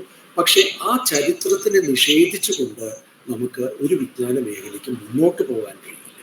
അപ്പം ഞാൻ നേരത്തെ സൂചിപ്പിച്ചു, ഉള്ളൂര് സാഹിത്യ ചരിത്രം എഴുതുമ്പോൾ ഉള്ളൂരിനുണ്ടായിരുന്ന സാഹിത്യത്തിനെ കുറിച്ചുള്ള ബോധമല്ല ഇന്ന് നമുക്കുള്ളത്. അന്ന് ഉൾപ്പെട്ടിരുന്ന പലവിയും ഇന്ന് ഉൾപ്പെടുന്നില്ല, അല്ലെങ്കിൽ അന്ന് ഉൾപ്പെടാത്ത പലവിയും ഇന്ന് ഉൾപ്പെടുന്നു. അന്ന് ഉള്ളൂർ പ്രയോഗിച്ചിട്ടുള്ള ഒരു വിശകലന രീതിയല്ല, അല്ലെങ്കിൽ അതിൽ കുറേ മാറ്റങ്ങൾ വരികയും ചെയ്തിട്ടുണ്ട്. പക്ഷെ ഉള്ളൂരിനെ നിരാകരിച്ചുകൊണ്ട് നമുക്ക് മലയാള സാഹിത്യം അല്ലെങ്കിൽ മലയാള സാഹിത്യ ചരിത്രം എന്ന് പറയാൻ നമുക്ക് കഴിയില്ല. കാരണം ഉള്ളൂര് കൂടി ഉൾപ്പെട്ടിട്ടുള്ള, ഉള്ളൂരിനാൽ നിർണയിക്കപ്പെട്ടിട്ടുള്ള ഒരു ചരിത്രം എന്നത് മലയാള സാഹിത്യം എന്ന് പറയുന്ന സംജ്ഞയ്ക്ക്, മലയാള സാഹിത്യം എന്ന് പറയുന്ന ഒരു വിജ്ഞാന മേഖലയ്ക്കുണ്ട്. ആ ചരിത്രം ഇതിൻ്റെ ഉള്ളിൽ നിൽക്കുന്നു. ഒരു ചെറിയ പ്രോബ്ലം ഉള്ളത്, പലപ്പോഴും ഈ ചരിത്രത്തെ വേണ്ട പോലെ അതത് മേഖലകളിൽ വിദ്യാർത്ഥികൾക്ക് മനസ്സിലാക്കി കൊടുക്കുന്നതിലോ അവ സ്വാംശീകരിക്കുന്നതിലോ ഗൗരവമായ ശ്രദ്ധ പലപ്പോഴും ഉണ്ടാകുന്നില്ല. ഇത് സാഹിത്യത്തിൻ്റെയോ അല്ലെങ്കിൽ മാനവിക വിഷയങ്ങളുടെയോ മാത്രം കാര്യമില്ല. അതിനേക്കാളും കൂടുതൽ ഇത് ശാസ്ത്ര വിഷയങ്ങളിലാണ് ഉണ്ടാകുന്നത്. കാരണം ശാസ്ത്ര വിഷയങ്ങളുടെ പ്രധാനപ്പെട്ട ഒരു സങ്കല്പം എന്ന് പറയുന്നത്, ഞങ്ങൾ സത്യമാണ് പറയുന്നത്, ഞങ്ങൾ പറയുന്നത് സത്യമാണ്, ഞങ്ങൾ ലോകത്തെ നിർദ്ധാരണം ചെയ്യുന്നു, ലോകത്തിൻ്റെ വ്യവസ്ഥ എന്താ എന്ന് വെളിവാക്കുന്നു, നമ്മൾ വസ്തുനിഷ്ഠമായ യാഥാർത്ഥ്യത്തെ തുറന്നു കാട്ടുകയാണ് ഞങ്ങൾ ചെയ്യുന്നത് എന്ന് പറയുമ്പോൾ യഥാർത്ഥത്തിൽ ഒന്ന് പിന്നോക്കം പോയി കഴിഞ്ഞിട്ടുണ്ടെങ്കിൽ അന്നുള്ള വസ്തുനിഷ്ഠ യാഥാർത്ഥ്യമല്ല ഇന്നുള്ള വസ്തുനിഷ്ഠ യാഥാർത്ഥ്യം, അന്നത്തെ സത്യമല്ല ഇന്നത്തെ സത്യം എന്ന് പലപ്പോഴും വെളിവാക്കപ്പെടും. അതുകൊണ്ട് തന്നെ ഫിസിക്സിലും കെമിസ്ട്രിയിലും മുൻപുണ്ടായിരുന്ന പോലെ എ ഹിസ്റ്ററി ഓഫ് സയൻസ് എന്ന് പറയുന്നത് വേണ്ട പോലെ പഠിപ്പിക്കപ്പെടുന്നില്ല. എപ്പോഴും അത് ഒരു കാലത്തെ സത്യം എന്നത് കുറച്ചു കാലത്തിന് ന്യൂട്ടന്റെ കാര്യം പറഞ്ഞു. ഫിസിക്സിന്റെ നിയമങ്ങൾ മുഴുവനും ന്യൂട്ടന്റെ നിയമങ്ങൾ അനുസരിച്ച് 3 നിയമങ്ങൾ അനുസരിച്ചിട്ടാണ് ഫിസിക്സ് ലോകം തന്നെ പ്രവർത്തിക്കുന്നത് എന്ന ധാരണയായിരുന്നു ഐൻസ്റ്റീൻ്റെ കാലം വരെ ഉണ്ടായിരുന്നത്. പക്ഷെ ഐൻസ്റ്റീൻ ചെയ്തത് എന്താണ് എന്ന് വെച്ചാൽ ത്രിമാനമായ ഒരു ലോകത്ത് ലെങ്ത്, ബ്രെഡ്ത്ത്, വിഡ്ത്ത് എന്ന് പറയുന്നത്, നീട്ടം, വീതി, വ്യാപ്തി എന്ന് പറയുന്ന ഈ 3 മാനങ്ങൾക്ക് അപ്പുറം പോകുന്ന 4ാമത്തെ ഒരു മാനത്തെ കൂടി അദ്ദേഹം ഇതിനകത്ത് ഉൾപ്പെടുത്തി. അത് സമയം, ടൈം എന്ന് പറയുന്ന മാനമാണ്. ആ ടൈം എന്ന് പറയുന്ന മാനം വെളിച്ചത്തിൻ്റെ വേഗതയ്ക്ക് അകത്ത് നിൽക്കുമ്പോൾ, വെളിച്ചത്തിൻ്റെ വേഗത ഇത്രയാണെങ്കിൽ അതിനകത്ത് നിൽക്കുമ്പോൾ ടൈം എന്നുള്ളത് കോൺസ്റ്റന്റ് ആയിട്ട് മാറ്റമില്ലാതെ നിൽക്കും എന്നും, വെളിച്ചത്തിൻ്റെ വേഗതയ്ക്ക് അപ്പുറം പോവുകയാണെങ്കിൽ ടൈം എന്ന് പറയുന്ന മാനം മാറിക്കൊണ്ടിരിക്കുമെന്നും, അതിന് ദൈർഘ്യവും ഹ്രസ്വതയും മാറുമെന്നും, ടൈം തന്നെ ലെങ്ത്തും ബ്രെഡ്ത്തും മാറ്റാവുന്ന പോലെ ടൈമും മാറ്റാവുന്നതാണ് എന്ന് പറയുന്ന ഒരു ബോധം ഐൻസ്റ്റീൻ കൊണ്ടുവരുന്നു. ഈ കൊണ്ടുവരുന്നത് യഥാർത്ഥത്തിൽ അതുവരെ ഉണ്ടായിരുന്ന ഫിസിക്സിന്റെ അടിക്കല്ല് തന്നെ വലിക്കുന്ന രീതിയിൽ പൂർണ്ണമായി പുനർനിർണ്ണയിക്കേണ്ട ആവശ്യമുണ്ട്. അതുകൊണ്ട് തന്നെയാണ് വലിയ എതിർപ്പ് ഐൻസ്റ്റീനോട് ഉണ്ടായിരുന്നത്. പക്ഷെ ഇന്നിപ്പോൾ 2 തരത്തിലുള്ള ഫിസിക്സ് ആവശ്യമാണ് എന്ന ബോധം വരുന്നു. കാരണം വെളിച്ചത്തിൻ്റെ വേഗതയ്ക്ക് താഴെ നിൽക്കുന്ന ഒരു ലോകത്തിൻ്റെ ഫിസിക്സും അതിനപ്പുറം പോകുന്ന വെളിച്ചത്തിൻ്റെ വേഗതയിലുള്ള അല്ലെങ്കിൽ അതിനപ്പുറം പോകുന്ന മറ്റൊരു ഫിസിക്സിൻ്റെയും ആവശ്യമുണ്ട് എന്ന കൃത്യമായ ധാരണ വന്നതോടുകൂടി ഫിസിക്സ് തന്നെ പുനർനിർണ്ണയിക്കപ്പെടുന്നു. ഇവിടെയാണ് ആ മറ്റൊരു ചരിത്രം എന്ന് പറയുന്നത് ഏതൊരു വിജ്ഞാന ശാഖയുടെയും അവിഭാജ്യ ഘടകമായി തീരേണ്ടതാണ് എന്നും, ഏതൊരു വിജ്ഞാന മേഖലയിലും പ്രവർത്തിക്കുന്ന ഏതൊരു വ്യക്തിക്കും ആ ചരിത്രത്തിൻ്റെ കൃത്യമായ ബോധമുണ്ടാകണമെന്നും, ആ ചരിത്രത്തിൽ താൻ എവിടെയാണ് നിൽക്കുന്നത്, തൻ്റെ സ്ഥാനം എന്താണ്, താൻ ഇതിനു മുൻപ് പോയ ചരിത്രങ്ങളുമായി, ചരിത്രത്തിലെ ഘട്ടങ്ങളുമായി ഏത് തരത്തിൽ താൻ ബന്ധപ്പെടുന്നു എന്ന് പറയുന്ന ഒരു ആത്മബോധവും പ്രധാനമായി വരേണ്ടി വരുന്നത്. ഇപ്പം ഞാൻ ഉദാഹരണത്തിന് പറയുകയാണെങ്കിൽ, ഇപ്പം നമ്മുടെ എന്താ പറയുക, ഒരു 60 വർഷങ്ങൾക്ക് മുൻപ് ഒരു സ്ത്രീപക്ഷ ചിന്തയെക്കുറിച്ചുള്ള ബോധം പോലും ഇല്ലാതിരുന്ന കാലത്ത് സ്ത്രീകളുടെ പ്രതിനിധാനത്തെക്കുറിച്ചും സ്ത്രീകളുടെ ആവിഷ്കാരത്തെക്കുറിച്ചും അല്ലെങ്കിൽ സ്ത്രീകളുടെ ചിന്താ പദ്ധതികളെക്കുറിച്ചും സമീപനങ്ങളെക്കുറിച്ചും ഉള്ള ബോധം വളരെ കഷ്ടിയായിരുന്ന കാലത്ത് ആത്യന്തികമായി ഒരു ആണത്തത്തിൻ്റെ സമീപനങ്ങളാണ് സാഹിത്യത്തിലുണ്ടായിരുന്നത്. ആ 60 വർഷം മുമ്പത്തെ അതേ തരത്തിലുള്ള സമീപനങ്ങളോ അതേ തരത്തിലുള്ള രീതിശാസ്ത്രങ്ങളോ ഇന്ന് പുനഃസൃഷ്ടിക്കുക എന്ന് പറയുന്നത് അസാധ്യമായി മാറിയിട്ടില്ല. ഇത് ഈ ഒരു ചരിത്രത്തിൻ്റെ ബോധം എന്ന് പറയുന്നത് നമുക്ക് നിർബന്ധമായി വരുന്നു. ഈ 60 വർഷം മുമ്പത്തെ രീതിയിലുള്ള ഒരു ശ്ലോക പാരമ്പര്യം അനുസരിച്ച് ഒരു സ്ത്രീയുടെ വിവരണം അല്ലെങ്കിൽ ഒരു സ്ത്രീയുടെ വർണ്ണന ഇന്ന് ശ്രമിച്ചാൽ അയാൾ എത്ര ഭത്സിക്കപ്പെടും എന്നത് നിങ്ങൾക്ക് ആലോചിക്കാവുന്നതാണ്. ഇവിടെയാണ് ചരിത്രം എന്ന് പറയുന്നത് വളരെ പ്രധാനമായിട്ട്, വിജ്ഞാനത്തിൻ്റെ ചരിത്രം എന്ന് പറയുന്നത് വളരെ പ്രധാനമായിട്ട് മാറുന്നത്. 3ാമത്തെ കാര്യം, a mode of inquiry that defines how data is collected and interpreted. എങ്ങനെയാണ് നിങ്ങളുടെ അന്വേഷണത്തിൻ്റെ സ്വഭാവം, എങ്ങനെയാണ് നിങ്ങൾ അന്വേഷണം നടത്തുന്നത്, ആ അന്വേഷണം നടത്തുന്നതിൽ നിങ്ങൾ എങ്ങനെ വിവരങ്ങൾ ശേഖരിക്കുന്നു, അതിനെ എങ്ങനെ നിങ്ങൾ പ്രോസസ്സ് ചെയ്യുന്നു, വ്യാഖ്യാനിക്കുന്നു എന്നത് ഈ ഓരോ വിജ്ഞാന ശാഖയുടെയും ഭാഗമാണ്. ഒരു ചെറിയ ഉദാഹരണം പറയാം, അത് മാറുന്നില്ല. വർഷങ്ങൾക്ക് മുമ്പ്, പതിറ്റാണ്ടുകൾക്ക് മുമ്പ് ആന്ത്രപ്പോളജി, നരവംശാസ്ത്രം എന്ന ഒരു ഇന്നും നിലനിൽക്കുകയല്ല, ഇന്നും വളരെ പ്രധാനപ്പെട്ട ഒരു വിജ്ഞാന ശാഖയാണ്. പക്ഷേ കൊളോണിയൽ കാലത്തിൻ്റെ തുടക്കകാലത്ത് സോഷ്യോളജി എന്നത് പ്രധാനമായും പാശ്ചാത്യ സമൂഹങ്ങളുടെ പഠനമാണെങ്കിൽ ആന്ത്രപ്പോളജി, നരവംശാസ്ത്രം ഇതര സമൂഹങ്ങളുടെ എന്ന് പറഞ്ഞാൽ കൃത്യമായിട്ട് പറയുകയാണെങ്കിൽ അപരിഷ്കൃതരായ പാശ്ചാത്യേതര സമൂഹങ്ങളുടെ പഠനമായിട്ട് കറുത്ത വർഗ്ഗക്കാരുടെ, ഇന്ത്യക്കാരുടെ, സൗത്ത് ഇന്ത്യൻ ആൾക്കാരുടെ, ഓസ്ട്രേലിയൻ അബോറിജിനുകളുടെ, ഇത്തരത്തിലുള്ള ആളുകളുടെ മനുഷ്യവംശങ്ങളുടെ പഠനമായിട്ടാണ് ആന്ത്രപ്പോളജി വന്നിരുന്നത്. ആ കൊളോണിയൽ കാലത്തിൻ്റെ തുടക്കത്തിൽ ഇന്ത്യയിൽ നിന്ന് ഏറ്റവും വളരെ പ്രധാനമായി കയറ്റി അയക്കപ്പെട്ടിരുന്ന ഒരു ദ്രവ്യം, ഒരു വസ്തു എന്ന് പറഞ്ഞത് കേട്ടാൽ നിങ്ങൾ അത്ഭുതപ്പെടും, കേട്ടിട്ടുണ്ടെങ്കിൽ അത്ഭുതപ്പെടില്ല, തലയോടുകളായിരുന്നു. മനുഷ്യന്റെ തലയോടുകൾ. ഈ തലയോടുകൾ എന്തിനാണ് കയറ്റി അയച്ചിരുന്നത് ബ്രിട്ടനിലേക്ക് എന്ന് ചോദിച്ചാൽ അവിടെ നരവംശാസ്ത്രജ്ഞരുടെ പരീക്ഷണത്തിന് വേണ്ടിയിട്ടായിരുന്നു. അന്നത്തെ നരവംശാസ്ത്രത്തിന്റെ പ്രധാനപ്പെട്ട സങ്കല്പങ്ങളിലൊന്ന് പാശ്ചാത്യർക്ക് സ്വാഭാവികമായും ബൗദ്ധികമായ കെൽപ്പ് കൂടുതലാണെന്നും ഇതര വംശങ്ങൾക്ക് ബൗദ്ധികമായ കെൽപ്പ് കുറവാണ് എന്നും, അവർക്ക് അത്ര ബുദ്ധിയില്ലാത്ത വർഗ്ഗക്കാരാണ്. കറുത്ത വർഗ്ഗക്കാരും മഞ്ഞ വർഗ്ഗക്കാരും ഈ തവിട്ട് നിറക്കാരും ഒക്കെ ബുദ്ധിയില്ലാത്തവരാണ്.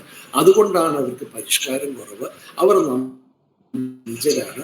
V have to improve them. ഇതാണല്ലോ കൊളോണിയലിസം പറഞ്ഞിരുന്നത്. ഇവരെ നമ്മൾ പരിഷ്കരിച്ചു കൊണ്ടുവരേണ്ടിയിരിക്കുന്നു. ഇങ്ങനെയുള്ളൊരു ബോധത്തിന് പിന്താങ്ങ് കിട്ടുവാൻ വേണ്ടി, പിൻബലം കിട്ടുവാൻ വേണ്ടി ഇവർ ശ്രമിച്ചിരുന്നത് ഇവിടെ നിന്ന് കയറ്റി അയക്കപ്പെട്ട തലയോടുകളുടെ അളവുകൾ എടുക്കുകയും ഈ തലയോടുകൾക്ക്, അതായത് ഇന്ത്യയിലെ മനുഷ്യർക്ക് പാശ്ചാത്യ മനുഷ്യരെക്കാൾ തലയോടുകൾക്ക് വലിപ്പം കുറവാണെന്നും അവരുടെ മസ്തിഷ്കം ചെറുതാണെന്നും അതുകൊണ്ട് ആ മസ്തിഷ്കത്തിന്റെ ശേഷി ചെറുതാണെന്നും സ്ഥാപിക്കുവാനുള്ള ശ്രമമായിരുന്നു. ഇത്ര എന്താ പറയുക, ഇമ്പീരിയലിസ്റ്റ് എന്നുള്ള വാക്കല്ല, റേസിസ്റ്റ് ആയിട്ടുള്ള ഒരു സമ്പ്രദായമായിരുന്നു ആന്ത്രപ്പോളജിയുടെ ഭാഗമായിട്ടുണ്ടായിരുന്നു. ആ ഒരു എൻക്വയറി ഇന്ന് കണക്കാക്കപ്പെടുന്നില്ല. ഇന്ന് അത് നിരസിച്ചു.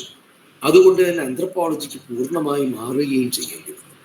പക്ഷെ നാം മനസ്സിലാക്കേണ്ടത് ഇതാണ്: ഓരോ വിജ്ഞാന മേഖലയിലും വിവരങ്ങൾ ശേഖരിക്കാൻ, അതിനെ വ്യാഖ്യാനം ചെയ്യുവാൻ, അതിൽ നിന്നും അറിവുകൾ ഉൽപ്പാദിപ്പിക്കുവാനുള്ള സവിശേഷമായ ഒരു മോഡ് ഓഫ് എൻക്വയറി ഉണ്ടാകും, ഒരു അന്വേഷണ മാതൃകയുണ്ടാവും.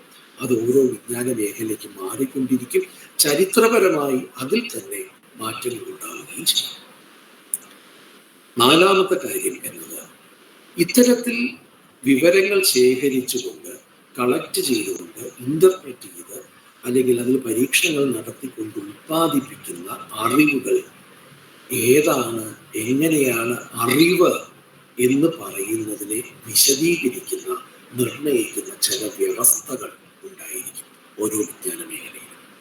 അത് ഇതുവരെ ഉണ്ടായിരുന്ന വിജ്ഞാനങ്ങളുടെ തുടർച്ചയായിട്ടും അതിൽ നിന്ന് മാറുന്നതായിട്ടും, എന്നാൽ ആ വ്യവസ്ഥകളിൽ വാട്ട് കൺസ്റ്റിറ്റ്യൂട്ട്സ് നോളജ്, ഫിസിക്സ് പ്രകാരം എന്താണ് അറിവ്, അല്ലെങ്കിൽ നരവംശാസ്ത്ര പ്രകാരം എന്താണ് അറിവ്, ആ ഒരു വിജ്ഞാന മേഖലയുടെ രീതിശാസ്ത്രങ്ങൾക്കനുസരിച്ച് അറിവ് എന്നത് എന്താണ് എന്ന് നിർണ്ണയിക്കുന്ന ചില വ്യവസ്ഥകളുണ്ടാവും. അതും നിശ്ചയിക്കുന്നത് ഇതിനകത്തുള്ള ഒരു കൺസെൻസസ്, ഒരു കൂട്ടുധാരണയായിട്ടാണ് അത് നിശ്ചയിക്കുന്നത്. ഏറ്റവും ഒടുവിലത്തെ കാര്യം, ഇങ്ങനെയുള്ള ഓരോ വിജ്ഞാന ശാഖയിലും അവരുടെ അന്നന്നത്തെ അതത് കാലത്തെ അറിവുകളെ പ്രസരിപ്പിക്കുന്ന, അത് പ്രകാശനം ചെയ്യുന്ന, അത് അന്യോന്യം പങ്കുവയ്ക്കുന്ന ഒരു കമ്മ്യൂണിക്കേഷൻ നെറ്റ്വർക്ക് എന്ന് പറയുന്നതുണ്ട്. അത് പുസ്തകങ്ങളായിരിക്കാം, പ്രസിദ്ധീകരണങ്ങളായിരിക്കാം, ജേർണൽസ് ആയിരിക്കാം. ഇന്നിപ്പോൾ നമ്മളിപ്പോൾ കാണുകയാണെങ്കിൽ അത് വ്യത്യസ്തമായി വീഡിയോകളും ഇന്റർനെറ്റ് പബ്ലിക്കേഷനും ഒക്കെ ആയിട്ട്, അല്ലെങ്കിൽ കോൺഫറൻസ്, സെമിനാർ മുതലായിട്ടുള്ള രീതികളിലായിരിക്കാം. ക്ലാസ് മുറികളിലൂടെ അത് പഠിപ്പിക്കുന്നതായിരിക്കാം. ഗവേഷണത്തിൻ്റെ മാർഗദർശനത്തിലൂടെ അത് സ്ഥാപിക്കപ്പെടുന്നതായിരിക്കാം. എന്തായാലും സംവേദനത്തിൻ്റെ, കമ്മ്യൂണിക്കേഷൻ്റെ ഒരു പ്രക്രിയ, ഒരു നെറ്റ്വർക്ക്, പലതരത്തിലുള്ള സംഗതികളുണ്ട്. ഇതിങ്ങനെ നിരന്തരം പ്രസരിപ്പിച്ചുകൊണ്ടിരിക്കുന്നു. അതിലൂടെ എന്താണ് അറിവ്, ആ മേഖലയിലെ അറിവ് എന്താണ് എന്ന് കൃത്യമായി ആ കാലത്ത് നിലനിർത്തി കൊണ്ടുപോകുന്ന ഒരു സംവിധാനം ഉണ്ടാകും. അപ്പോൾ പ്രധാനമായിട്ട് ഡിസിപ്ലിൻ എന്ന് ഇന്ന് പറയുമ്പോൾ 5 കാര്യങ്ങളാണ്. നേരത്തെ പറഞ്ഞ 1, പണ്ഡിതരുടെ, വിദഗ്ധരുടെ ഒരു സമൂഹം. 2, എങ്ങനെയാണ് ഇതിൽ അന്വേഷണം നടത്തേണ്ടത് എന്ന് പറയുന്നതിൻ്റെ ഒരു ചരിത്രം, അല്ലെങ്കിൽ അതിൻ്റെ ഒരു പാരമ്പര്യം. മൂന്നാമത്തത്, ആ അന്വേഷണം നടത്തുമ്പോൾ ഏത് രീതിയിലാണ് വിവരങ്ങൾ ശേഖരിക്കേണ്ടത്, അവയിൽ പരീക്ഷണത്തിൻ്റെയോ വ്യാഖ്യാനത്തിൻ്റെയോ രീതിശാസ്ത്രങ്ങൾ എന്താണ് എന്നത് നിർണ്ണയിക്കുന്ന ഒരു അന്വേഷണ മാതൃക. 4, എന്താണ് പുതിയ ജ്ഞാനം, അല്ലെങ്കിൽ ജ്ഞാനം എന്നത് ഈ വിഷയമേഖലയിൽ എന്താണ് എന്ന് നിശ്ചയിക്കുന്ന വ്യവസ്ഥകൾ. 5, സംവേദനത്തിനായിട്ടുള്ള അല്ലെങ്കിൽ അറിവുകളുടെ പ്രസരണത്തിനായിട്ടുള്ള ഒരു സംവേദന നെറ്റ്വർക്ക്, ഒരു കമ്മ്യൂണിക്കേഷൻ നെറ്റ്വർക്ക് എന്ന് പറയുന്നത്. ഞാനിപ്പോൾ ഇന്ന് ഇവിടെ നിർത്തുകയാണ്. എന്തെങ്കിലും ചോദ്യങ്ങളുണ്ടെങ്കിൽ ചോദിക്കാം. ബാക്കിയുള്ളത് അടുത്തൊരു ദിവസം ഞാൻ ബാക്കിയുള്ള ക്ലാസ്സിൽ എടുക്കാം, ബാക്കിയുള്ള ഭാഗം എടുക്കാം. ഇത് ഇത്രയും വ്യക്തമാണോ എല്ലാവർക്കും?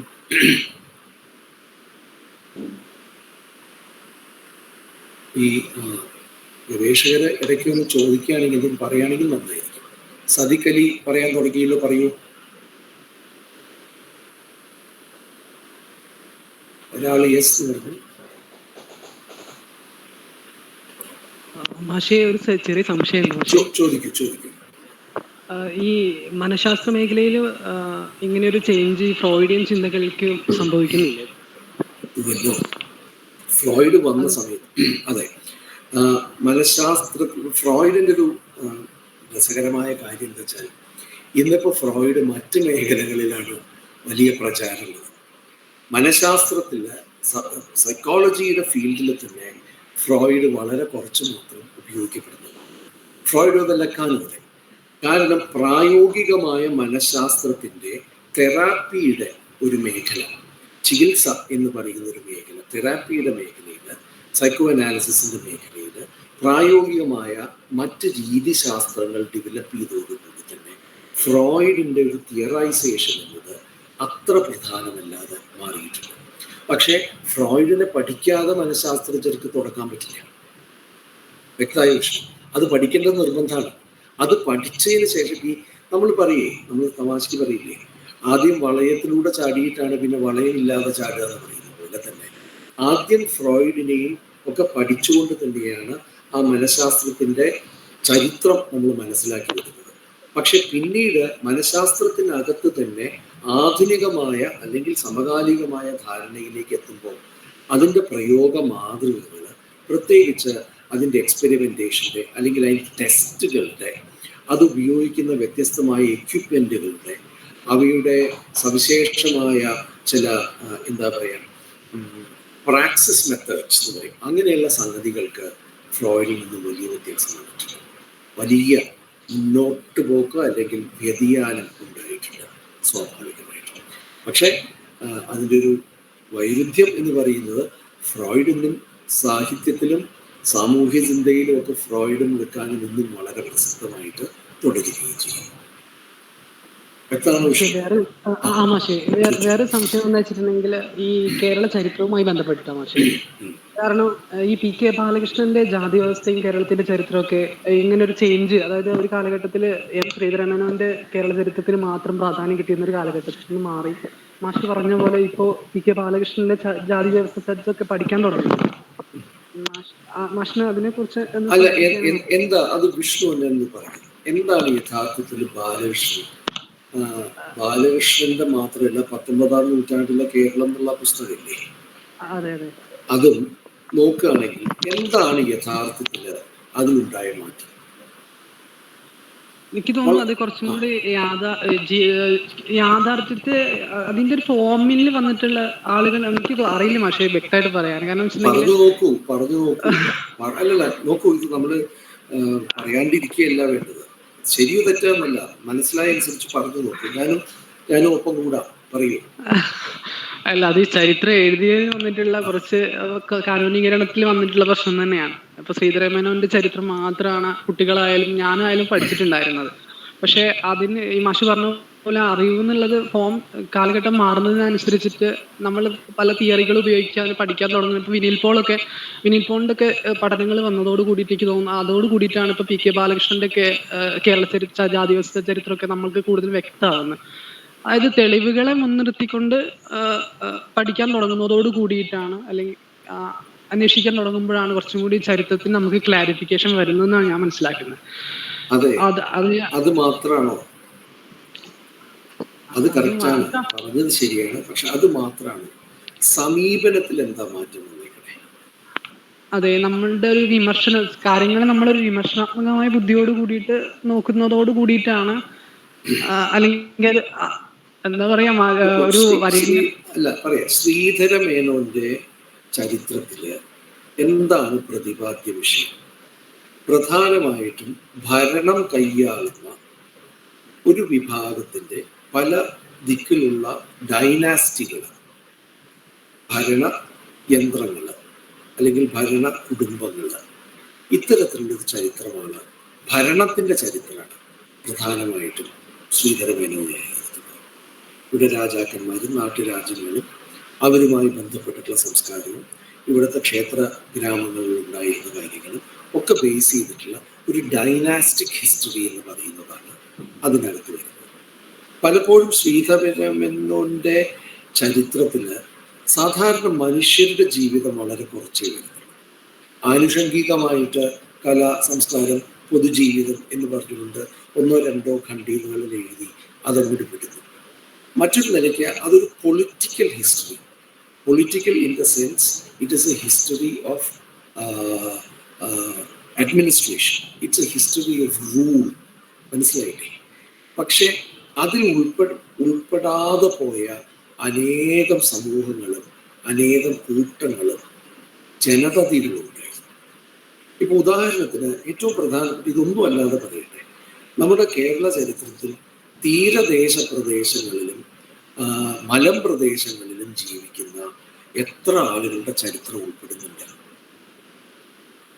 പലപ്പോഴും ഈ നടുക്ക് നിൽക്കുന്ന ആൾക്കാരില്ലേ, ഈ ആളുകളുടെ ചരിത്രമാണ് പ്രധാനമായിട്ടും വരുന്നത്. തീരദേശ ചരിത്രം എത്ര പഠിക്കുന്നു?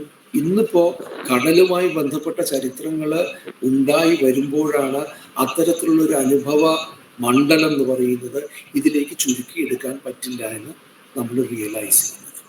അപ്പോൾ ശ്രീധരമേനോന്റെ ചരിത്രത്തിൽ നിന്നുള്ള മാറ്റം എന്നത് അതുവരെ പരിഗണിക്കപ്പെടാതിരുന്ന ചില മനുഷ്യ സമൂഹങ്ങളും അവരുടെ അനുഭവങ്ങളും അവരുടെ ജാതിപരമായ, ജാതിയാണ് അതിൽ പ്രധാനപ്പെട്ട ഒന്ന്, ജാതി മാത്രമല്ല പ്രദേശവും ലിംഗഭേദവും ഒക്കെ അതിനകത്ത് പ്രധാനമായിട്ട് വരുന്നുണ്ട്. അത്തരത്തിലുള്ള കുറേ കൂടി ഇൻക്ലൂസീവ് എന്ന് പറയുന്ന, മനസ്സിലായില്ലേ, ഉൾക്കൊള്ളുന്ന ഒരു ചരിത്രമായിട്ട് അത് വികസിക്കുകയാണ് ചെയ്യുന്നത്. അത് ചിലപ്പോൾ ഉൾക്കൊള്ളുന്ന ചരിത്രം മാത്രമല്ല, മറ്റു ചരിത്രമാണ്, ആദ്യം എഴുതിയ ചരിത്രമാണ് ചരിത്രം എന്ന് പറയുന്ന ബോധത്തെ നിരസിക്കുക കൂടി ചെയ്യുന്നുണ്ട്, അതിനെ എതിർക്കുക കൂടി ചെയ്യുന്നുണ്ട്. So it becomes A counter history. മനസ്സിലായില്ലേ? ഒരു എതിർ ചരിത്രമായിട്ട്, ഒരു വിപരീത ചരിത്രം, ഒരു എതിർ ചരിത്രമായിട്ട് അത് മാറുകയും ചെയ്യുന്നുണ്ട്. അപ്പോഴാണ് നമ്മൾക്ക് ഇതുവരെ, അപ്പൊ എന്താ ആ മുമ്പത്തെ ചരിത്രത്തിന് കണ്ണുണ്ടായിരുന്നില്ലേ എന്ന് ചോദിക്കാം. ഇതാണ് ഓരോ കാലത്തിന്റെ അവബോധങ്ങൾ അനുസരിച്ച് വിജ്ഞാന ശാഖകൾ മാറുന്നു എന്ന് പറയുന്നത്. വ്യക്തമാണോ വിഷ്ണു? ഒരു ശ്രമം നടത്തി എന്നുള്ളത് വലിയൊരു വിജയം തന്നെയല്ലേ ആ കാലഘട്ടത്തില്? വി.കെ. ബാലകൃഷ്ണൻ അങ്ങനെ സംശയമില്ലല്ലോ, വലിയ ശ്രമമല്ലേ അത്. അതില് വലിയ അപകടങ്ങളും തെറ്റുകളും ഒക്കെ ഉണ്ടായിട്ടുണ്ട്. പക്ഷെ അതായത് ചരിത്രത്തിന്റെ ഒരു ദിശ, ചരിത്രത്തിന്റെ ഒരു സമീപനത്തിന്റെ, അല്ലെങ്കിൽ ഞാൻ പറഞ്ഞില്ലേ, നമ്മൾ മുമ്പ് നേരത്തെ ഒരു കണ്ണട വെക്കണ കാര്യം ഞാൻ പറഞ്ഞില്ലേ, നമ്മള് ഒരു ഡിസിപ്ലിന്റെ ലെൻസ്, ഇന്ന ലെൻസിലൂടെ നോക്കുക. ബാലകൃഷ്ണൻ ചെയ്തത് ആ കണ്ണട മാറ്റില്ല, വേറൊരു കണ്ണട വെക്കാൻ ശ്രമിക്കുകയുണ്ടായിരുന്നു. ആ കണ്ണട വേറെ കണ്ണട വെച്ചപ്പോൾ കാണുന്നത് വേറെ ചിലതാണ്. അത്തരം ഒരു കാഴ്ച കാണാനുള്ള ശ്രമമാണ്. തീർച്ചയായിട്ടും അത് വളരെ പ്രധാനപ്പെട്ട, ഇവിടെ തന്നെയാണ് ഡിസിപ്ലിന്റെ മാറ്റം എന്നത് മാറി വരുന്നത്. ഇനി എന്തെങ്കിലും ചോദ്യങ്ങളുണ്ടോ? കേൾക്കാവോ? കേൾക്കാം. അഖിൽജിത്ത് പറയൂ. മാഷ് ഇപ്പൊ ഇങ്ങനെ സംസാരിച്ചു വന്നതില് ഞാൻ ആദ്യത്തെ ഭാഗത്തിൽ ഉണ്ടായിരുന്ന സംശയം, ഈ ഒരു 4 പ്രധാനപ്പെട്ട സദസ്സിനെ പറ്റി പറഞ്ഞു, യൂണിവേഴ്സിറ്റി ഉണ്ടായി വരുന്ന സമയത്തുള്ള ഒരു 4. അപ്പൊ ഈ കല അത് ഏതിന്റെ ഭാഗമായിട്ടാണ് ഡിസ്കോഴ്സ് ആയിട്ട് വന്നിരുന്നോ? അല്ല അത് യൂണിവേഴ്സിറ്റികളുടെ പറയുന്നുണ്ടല്ലോ. അതായത് ഇത് വളരെ ഇൻട്രസ്റ്റിംഗ് ആയിട്ട് വളരെ പ്രധാനപ്പെട്ട ചോദ്യം. ഈ വൊക്കേഷണൽ ആയിട്ട് തൊഴിൽപരമായിട്ടുള്ള അധ്യയനം, പരിശീലനം ഇതിന് സമാന്തരമായിട്ട് ആദ്യകാലം മുതലേ നിൽക്കുന്നുണ്ട്. പലതരത്തിലുള്ള തൊഴിൽ സംബന്ധിയായിട്ട്, ലോഹ നിർമ്മിതിയായിട്ട് ബന്ധപ്പെട്ടിട്ട്, കൃഷിയായിട്ട് ബന്ധപ്പെട്ടിട്ട് അത് ഈ കാലം എത്തുമ്പോൾ, ഈ ആധുനികതയുടെ കാലം എത്തുമ്പോൾ ചില ഗിൽഡുകളുടെ രൂപീകരണം ഉണ്ടാകുന്നുണ്ട്. ഗിൽഡ് എന്ന് പറഞ്ഞാൽ ഒരു പ്രത്യേക പ്രൊഫഷനുമായിട്ട്, തൊഴിൽ മേഖലയുമായി ബന്ധപ്പെട്ട് നിൽക്കുന്ന കുറേ ആളുകളുടെ ഒരു കൂട്ടം അവരൊരു സംഘം ആയിട്ട് രൂപീകരിക്കുകയാണ് ചെയ്യുന്നത്. ഇതാണ് യഥാർത്ഥത്തിൽ സിവിൽ സൊസൈറ്റിയുടെ തുടക്കമായിട്ട് മാറുന്നത്. അവർ ഒരുമിച്ച് നിന്ന് അവർ നെഗോഷിയേറ്റ് ചെയ്യും ബാക്കിയുള്ളവരായിട്ട്, അല്ലെങ്കിൽ അവരുടെ ആവശ്യങ്ങൾക്ക് വേണ്ടി. ഇപ്പം നമ്മൾ ഇവിടെ ഞാനിതിന് സമാന്തരമായിട്ടൊരു കാര്യം പറയുകയാണെങ്കിൽ, കേരളത്തിലെ സിവിൽ സൊസൈറ്റിയുടെ ഫോർമേഷൻ്റെ ആദ്യത്തെ സൂചന എന്ന് പറയുന്നത് അയ്യങ്കാളി കർഷക സമരത്തിൻ്റെ സമയത്ത് വിദ്യാർത്ഥികളെ സ്കൂളിൽ ചേർക്കാൻ സമ്മതിക്കാതിരുന്ന കാലത്ത്, സമരം ചെയ്ത സമയത്ത് ഇവർക്ക് യാതൊരു കൂലിയും ധാന്യവും കൊടുക്കാതിരുന്നു എന്ന തീരുമാനം വന്നപ്പോൾ ഇവർ ഒരുമിച്ച് ചേർന്ന് മുക്കോ സമുദായവുമായിട്ട്, സമൂഹങ്ങളുമായിട്ട് ഒരു ഉടമ്പടി ഉണ്ടാക്കുകയും അവർക്ക് സഹായം നൽകുകയും അവരുടെ വേതനം മത്സ്യത്തിൻ്റെ രൂപത്തിൽ കിട്ടുകയും ചെയ്യുന്ന ഒരു സംഗതി.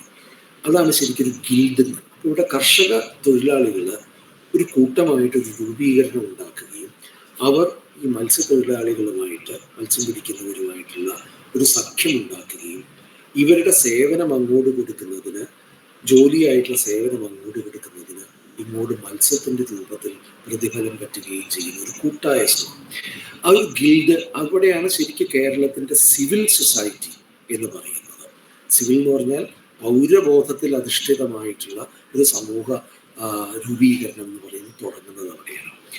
ഈ സർവകലാശാലകളുടെ കാര്യം പറയുമ്പോൾ ഇത്തരം ഗിൽഡുകൾ ഇവയ്ക്ക് സമാന്തരമായി നിൽക്കുന്നുണ്ടായിരുന്നു. ഓരോ മേഖലയിലുമുള്ള പരിശീലനം കൊടുക്കുന്നത്, കലാമേഖലയിലും അത് നമുക്ക് കാണാൻ കഴിയും.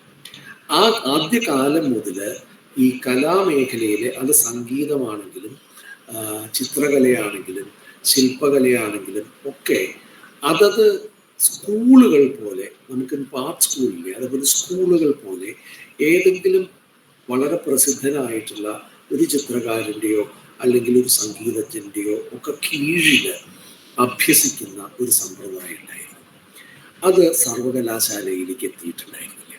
സർവകലാശാലകൾ ആദ്യഘട്ടങ്ങളിൽ പ്രധാനമായും കുറിച്ച് പഠിക്കുന്നതാണ്. എന്തിനെങ്കിലും കുറിച്ച് പഠിക്കുക, സംബന്ധിച്ച് പഠിക്കുക, അല്ലാതെ ഒരു പ്രത്യേകമായ സ്കില്ല് പഠിക്കലല്ല അതിനകത്തുണ്ടായിരുന്നു.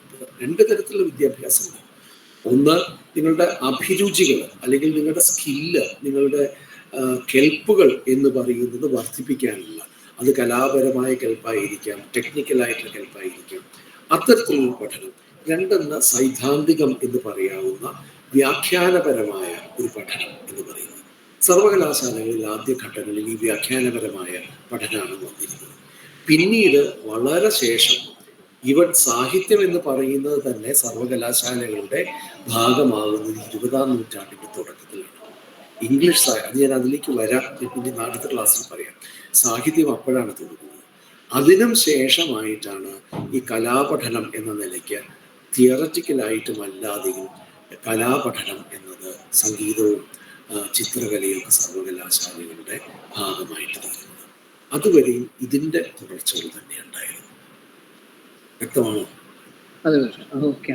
അല്ല, ഏകദേശം എനിക്ക് അറിയായിരുന്നു. ഞാൻ പിന്നെ അല്ല, ഇതായിരുന്നു എന്താ വെച്ചാൽ അത് മറ്റൊരു ഘടനയായിട്ടാണ് വന്നിരുന്നത്. ഒരു ട്രെയിനിങ്ങിൻ്റെ ഘടനയായിട്ട്, ഒരു പരിശീലനത്തിൻ്റെ ഘടനയായിട്ട് നിങ്ങൾ അതിൽ പ്രാവീണ്യം നേടുക എന്നുള്ളതായിരുന്നു.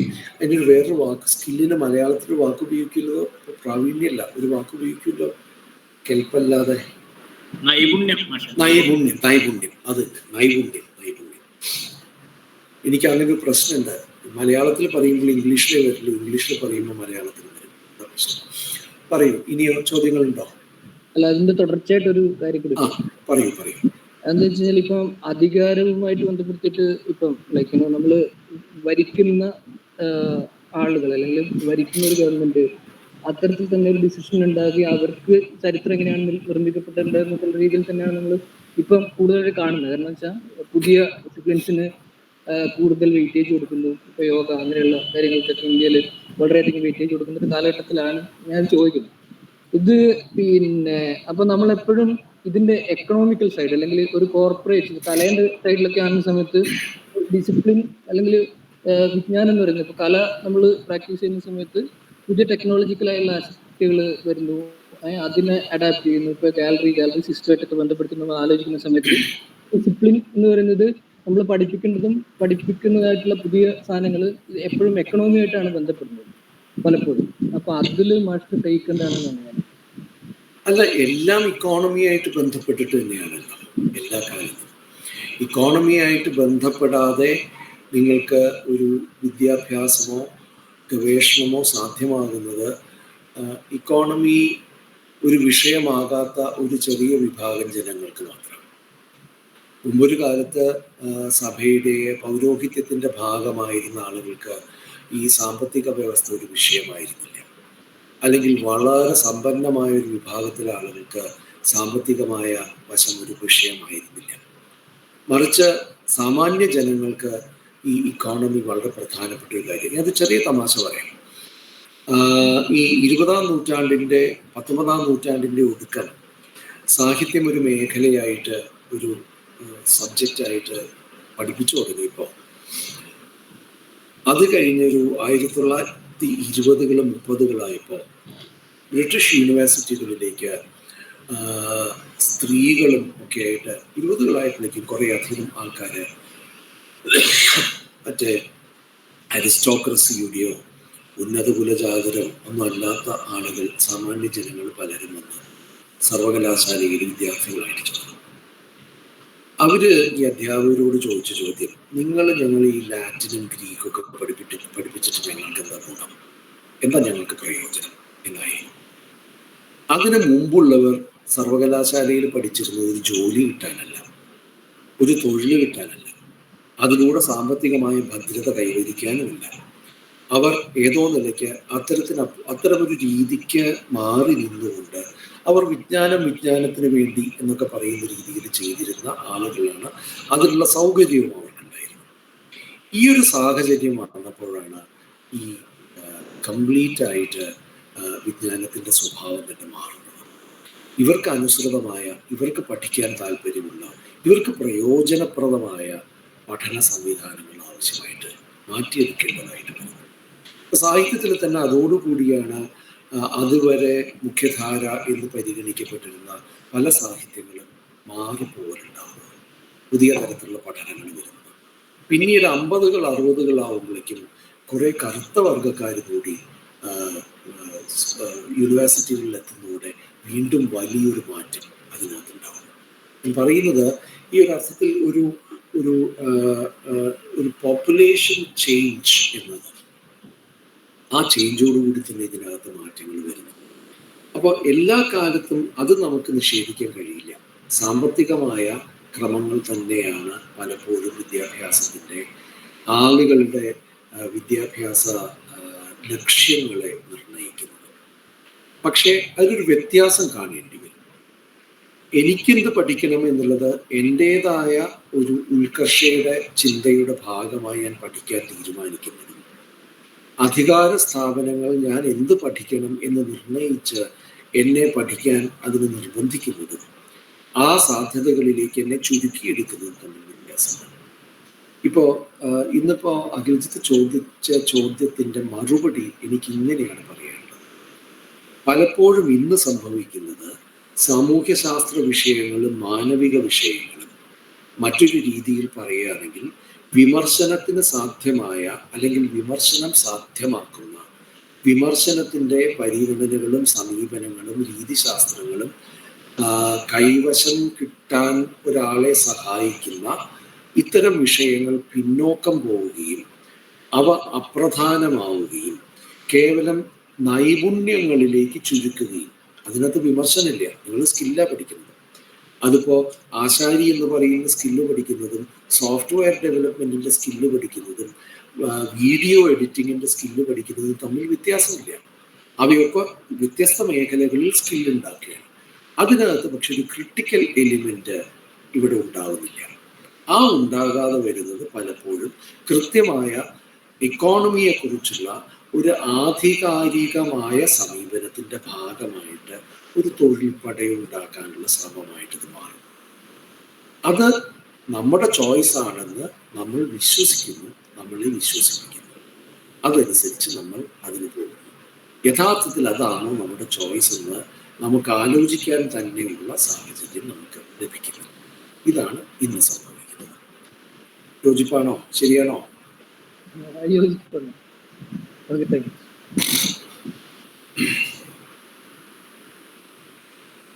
പിന്നെ എന്തെങ്കിലും ചോദ്യങ്ങളൊക്കെ ഉണ്ടോ? ആയിക്കോട്ടെ. ഇപ്പൊ 2 മണിക്കൂറായി. നിങ്ങൾ ഇന്ന് പറഞ്ഞതിന് എന്തെങ്കിലും ഉണ്ടെങ്കിൽ ആലോചിച്ച് ഞാനൊന്ന് അനിലായിട്ട് സംസാരിച്ച് അടുത്ത ക്ലാസ് ഫിക്സ് ചെയ്യാം. അപ്പോൾ നിങ്ങൾ എന്തെങ്കിലും ഇന്നത്തെ കാര്യങ്ങൾ ചോദ്യങ്ങൾ ഉണ്ടെങ്കിൽ അന്ന് തുടക്കത്തിൽ ചോദിക്കുകയും ചെയ്യാം. അതുപോലെ അല്ലേ? ഓക്കെ മാഷെ. ഓക്കെ, നമുക്ക് നിർത്താം. അടുത്ത ക്ലാസ്സിൽ കാണാം. അപ്പൊ എല്ലാവർക്കും നന്ദി. Thank you. എല്ലാവർക്കും താങ്ക് യു മാഷെ. Thank you.